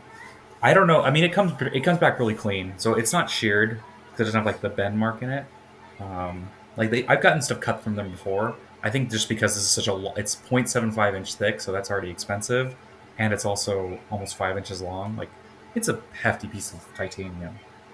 So I went to American Metal Exchange because they have, for some reason, grade 2 square. Like, I don't know why he has that randomly, all the square bar, and I'm like, I just bought 2 bars today, so I'm gonna try to make handles out of it. It's just grade 2 is significantly weaker. Yeah. I'm a Yeah. little In my bit- last job, we had a customer, and we were a laser cutting shop, but they used to order just like bar stock from us out of stainless. And for some reason, they liked the laser cut bar stock instead of just buying bar stock. It's like, Okay. okay, you guys do you. I'm Well- not judging. Yeah, I will say we've run into issues where it's much cheaper to get a sheet and then get it like water jet cut than it is to buy all the individual pieces or buy it in bar form. Like, I've run We were into not that with That some seems materials. weird. Because, like, We bar, think they like, like round the bar square is edges. cheap. No, like, yes, round bar is cheap, but like if I'm running a plate and I need a 1/4 inch thick that's 8 inches wide, trying to find that in bar form versus getting it in Oh, sheet, yeah. Okay. Like it's the way weird cheaper. sizes. Yeah. The non-extruded sizes. When McMaster cut stuff, they have nasty cuts. Maybe they just like those clean cuts. Yep. Oh yeah, I think they some have a of the higher stuff I standard get- because people complain with McMaster, right? Like, if you call them, they're going to answer on the first ring, and they're going to give you your money back or send you something new. Yeah. Yeah, I've had Or really both. good luck with McMaster. I have had It's not some luck. materials. McMaster's just good. Well, yes and no. I have had 1 or 2 pieces of material that's come in from McMaster that have been like really bad for what we ordered, and they've just refunded us on those, or sent us out new material. Oh, some aluminum I get from them is just terribly cut. And the 4140 I get, I mean, it's usually kind of concaved or bowed, so like I have to take some cleanup passes just because it's like They're, yeah, Is that I just gotta the wonder where they material? don't getting cut it. material. That's just whatever mill they get it from. Yeah. yeah. Yeah, because McMaster, like, I can't imagine that they're running saws. No, They're having some third party do it. No, they're just having someone drop ship it. Is that the right word? Drop ship it? I would say that the higher quality or the more expensive the material you get, the more likelihood that the material is going to come in pretty good, just because it has a higher dollar value attached to it. But like some of the cheaper materials, I've definitely noticed, even from McMaster, they come in and they're usually like warped or bent or weird cuts. I've definitely gotten some pieces from McMaster that were like I order like a 6 inch by 6 inch by like 1 inch thick piece, and it's like all the edges are like plasma cut and just horrible. So I've had that happen from McMaster before. Maybe it's 4140 just sucks. And usually it's dirty. Oh yeah. Well, anything that's carbon that comes in from any metal supplier, like I've never gotten a piece of carbon that was clean from any supplier, regardless of who it is. So You guys ever use Bodecker plastics? You guys probably don't buy plastic stuff. Never mind. I think I looked at them for some Delrin once. They're Bodex? pretty fantastic. But I ordered a block from them the other day. It was like 1.5 inches by 6 inches by 12 inches of Ultim or something like that. But every single side was saw cut, and it's like, what did you cut this out of? That's the place I order. I order my Ultim from. It's some place on eBay, and when I ordered from them, they'll cut sheet into exactly the size I want at no additional charge. And it's all saw cut Bodecker's on all pretty 4 good. sides. I've What I need to one of find these- is colored Delrin rod, and that I can't find. I've wanted to use Bodecker, but I've priced them out, and I've never had them be cheaper than McMaster On what? on like plastics. Hmm. But I've never ordered plastics in a super large volume. And for me and AJ have compared pricing before, and AJ gets way cheaper shipping from Bodecker, and I'm closer. I don't understand. It's because His I'm by shipping- Chicago. His shipping is like less than half what my shipping cost is from Bodecker. I'll be interested to see when I move shops if that drops, because McMaster has been cheaper than Bodecker, and it blows my mind. McMaster. When do you move into a new shop? Yes. So Good time. Loaded question. the goal for the new shop is the third week in January. But we're running into a little bit of a problem with the county and getting Uh-oh. it's not really like an it's more like a yay, they just want their they just got to do the steps to get it moved over. Which the annoying part about it is it's an industrial building. It's had industrial businesses in it. But it sounds like no one that's ever owned and operated a business out of there has ever gone to the county. And That was your first the only problem. reason the Yeah. only reason You- the only you're reason doing we're it going right. to the county is because we're moving our FFL, and the FFL requires something that says it's zoned for the right area. And so it's Are you still just, doing like FFL stuff? Oh yeah. Okay. Like okay, we like the gun side of the business is extremely small, and right now we have a lot of customers who order guns and just have them shipped to our shop, and they just pick them up. We just do transfers. So Okay. we have so a you're lot of kind people that do middleman. that. Yeah, we're just kind of Like, is it? middleman. I mean, because you have to pay for that license is expensive, right? Like an FFL license every year. It's like $150. Oh, I thought it was like a couple grand to get like your FFL. Depending on what level of you go up to. If you wanted to Okay. get all the way up to where like you could handle suppressors and full autos, that's like $3,000 a year. But if you Okay, so wanted the guy I just knew do, that like, on Facebook, he did suppressors, so that's why he had it. Because remember he told me, I'm like, wow, that's ridiculous. yeah, no, it's really expensive if you want to do the suppressor stuff. But like just for a regular off the shelf FFL, I think it was like $150, and Okay. like and And I like think it's ITAR that's actually like the $3,000 or whatever. it No, might the be- suppressors, yeah. that sounds right for suppressor, because the guy I talked to, he was making suppressors on a 15L, and he had a 440, and he was making suppressor. I talked to him on the phone once, and he was telling me like, how much it costs to renew the license. I'm like, really? Yeah, it just depends on what you want to do. It's been ITAR is probably even worse. I'd like to get ITAR certified at some point. Me too. But it's we hang on to the gun stuff because it's a really good networking thing in the area. We have a lot of people that find our shop because of the gun stuff, and then they take our cards and spread them to people. How do So I they're buy our this? minions. What is PPSU? Sorry. Yeah, so I just sent Derek a link for Bodecker plastic. It is a material called Raydel. I ran across it the other day on Xometry for the first time. It's basically like Ultim, but it's like autoclave compatible, so you can sterilize stuff. And they use it for things like handles of surgical equipment. But it comes in colors. The question is, do I have to? Because like, there's one place that had colored Delrin, and I sent them a quote, but I think they probably just laughed at the quote. So I'm like, can I get like 1 6-foot bar of each color, Yeah. please? I could have sworn they had an actual like just plug in your material and get the price on Bodecker plastic yesterday. This but- might be one of those materials though that you need to have custom made, and it might be like super expensive. But I'll try it. Like I'm curious. If it machines like Ultim, that's even better because like Delrin's kind of a pain Yeah, compared to Ultim. Like I'll machine Ultim all day long. Well, turn Ultim. So I'm doing it on the lathe. So of the black stuff, a 1-inch diameter bar, 48 inches long, is $101. It's like it's not crazy price wise. Let me see what that comes out. How much did you say it was? 48 inches, 1-inch diameter, $100. Oh, that's totally fine. Yeah, That's yeah, it's I nothing. mean, So the question is, what happens with color? yeah, I just bought bars of tungsten, and that was I think they're $500 a bar for 12 inches. how do you machine tungsten? I've never heard. Oh, of it's so easy. no. See, here's the thing: you don't buy no one machines. I don't want to say no one. When you see something like that's machined for tungsten, that's like EDC. No one's doing 100% pure tungsten. They're doing one of like the blends of it. So they blend it with either iron or copper or brass. Maybe just iron or copper. So it's like 96% tungsten, and then like copper and zinc. So it machines like easier than like titanium. Oh, that's weird. It wears your tool. I mean, your tools, you'll see more wear on your tools, but like finish wise and like running it, I just run at the same speeds. I run all my exotics at the speed I run grade 5 titanium.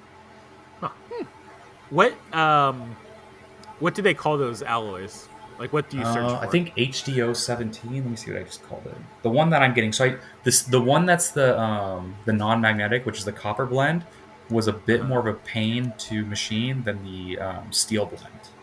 So I went back to the steel blend because since it's such. Usually I don't want to use a magnetic version of something because like it doesn't work well. But since it's so heavy, it doesn't affect it because like the magnet you can't even lift it anyways. This is for the chill pill. Because I once did chill pills out of Damascus, and since they're magnetic, they don't like snap back together. They just like stick to the other half at random places. Oh, yeah. So it was like, yeah, that's when I did my Kickstarter. Tungsten HD 17 BB. Huh. Yep, never heard of that, but good to know about, I guess. Yeah, if you ever need like someone, well, I don't know if you're probably doing a job in tungsten, they're gonna call out like what they need to do. It's honestly, it's not that. I haven't tried milling it yet, but I was told the same thing. Just run it like you're running stainless, and you're okay. You're just gonna see more tool wear. There you know. Stuff's really crazy to hold, though. You said HD 17 BB. Yeah. That's First the like the Google iron result version is, one. And the first Google result is matte web. You know, it's definitely exotic. Is what? Matte web. And then the other one is H or non. Oh, she didn't give me the thing. I know I asked for it before. But if you look up the tungsten alloys, it'll tell you all the different versions or applications. That's cool. Okay. Yeah. Honestly, the biggest pain material to machine is superconductor. That's just your tools don't like it. Those look It's- cool though. It's cool, but it's niobium rods, so that's already like a really hard metal, and then copper. Like, and Which it's is not like a not a hard machinable metal. copper, which is not a hard metal, but like it's gummy, so like it just, and then it's so inconsistent. Like I would destroy thread mills pretty easily with it because it just hit like weird bumps. Mm-hmm. It's strange, but that's probably out of all the materials I've machined, that's like the worst. Like my tools. Interesting. Well, I think we should probably wrap up here. It's getting late. So. Yeah, you guys are like 11 o'clock, right? Oh, wait. Christmas music. Oh, You guys missed our man. bad Christmas music intro. Sorry. / you're Yeah. welcome. So we've reached the end of the podcast. It's been kind of crazy and disjointed and all over the place. So I want to say thanks to everyone who's joined us on this adventure and jumped in the middle. I've enjoyed and having all of you guys on here, and I know AJ has too, probably. So this is Harrison with Precision Ingenuity, and I'm with all these other guys. Go through the names and companies. Come on. All at once. Not even gonna try. Oh yeah. Okay. Norman, you don't have a company, do you? You're just kind No. of Norman. Yeah, So, Foot Pedal just Norman. Jones. just Norman. We have Norman. And then Derek from Fidget Things and Ken. Remind me, is it Flux? Flux. But you have another. You have like two. Robertson Custom Creations. Robertson That's Custom hard to say. Creations. Yep. And then AJ from Audacity Micro. Audacity Micro. Goodness. Hopefully I got everyone in there. So, anyways, thanks everyone. Bye.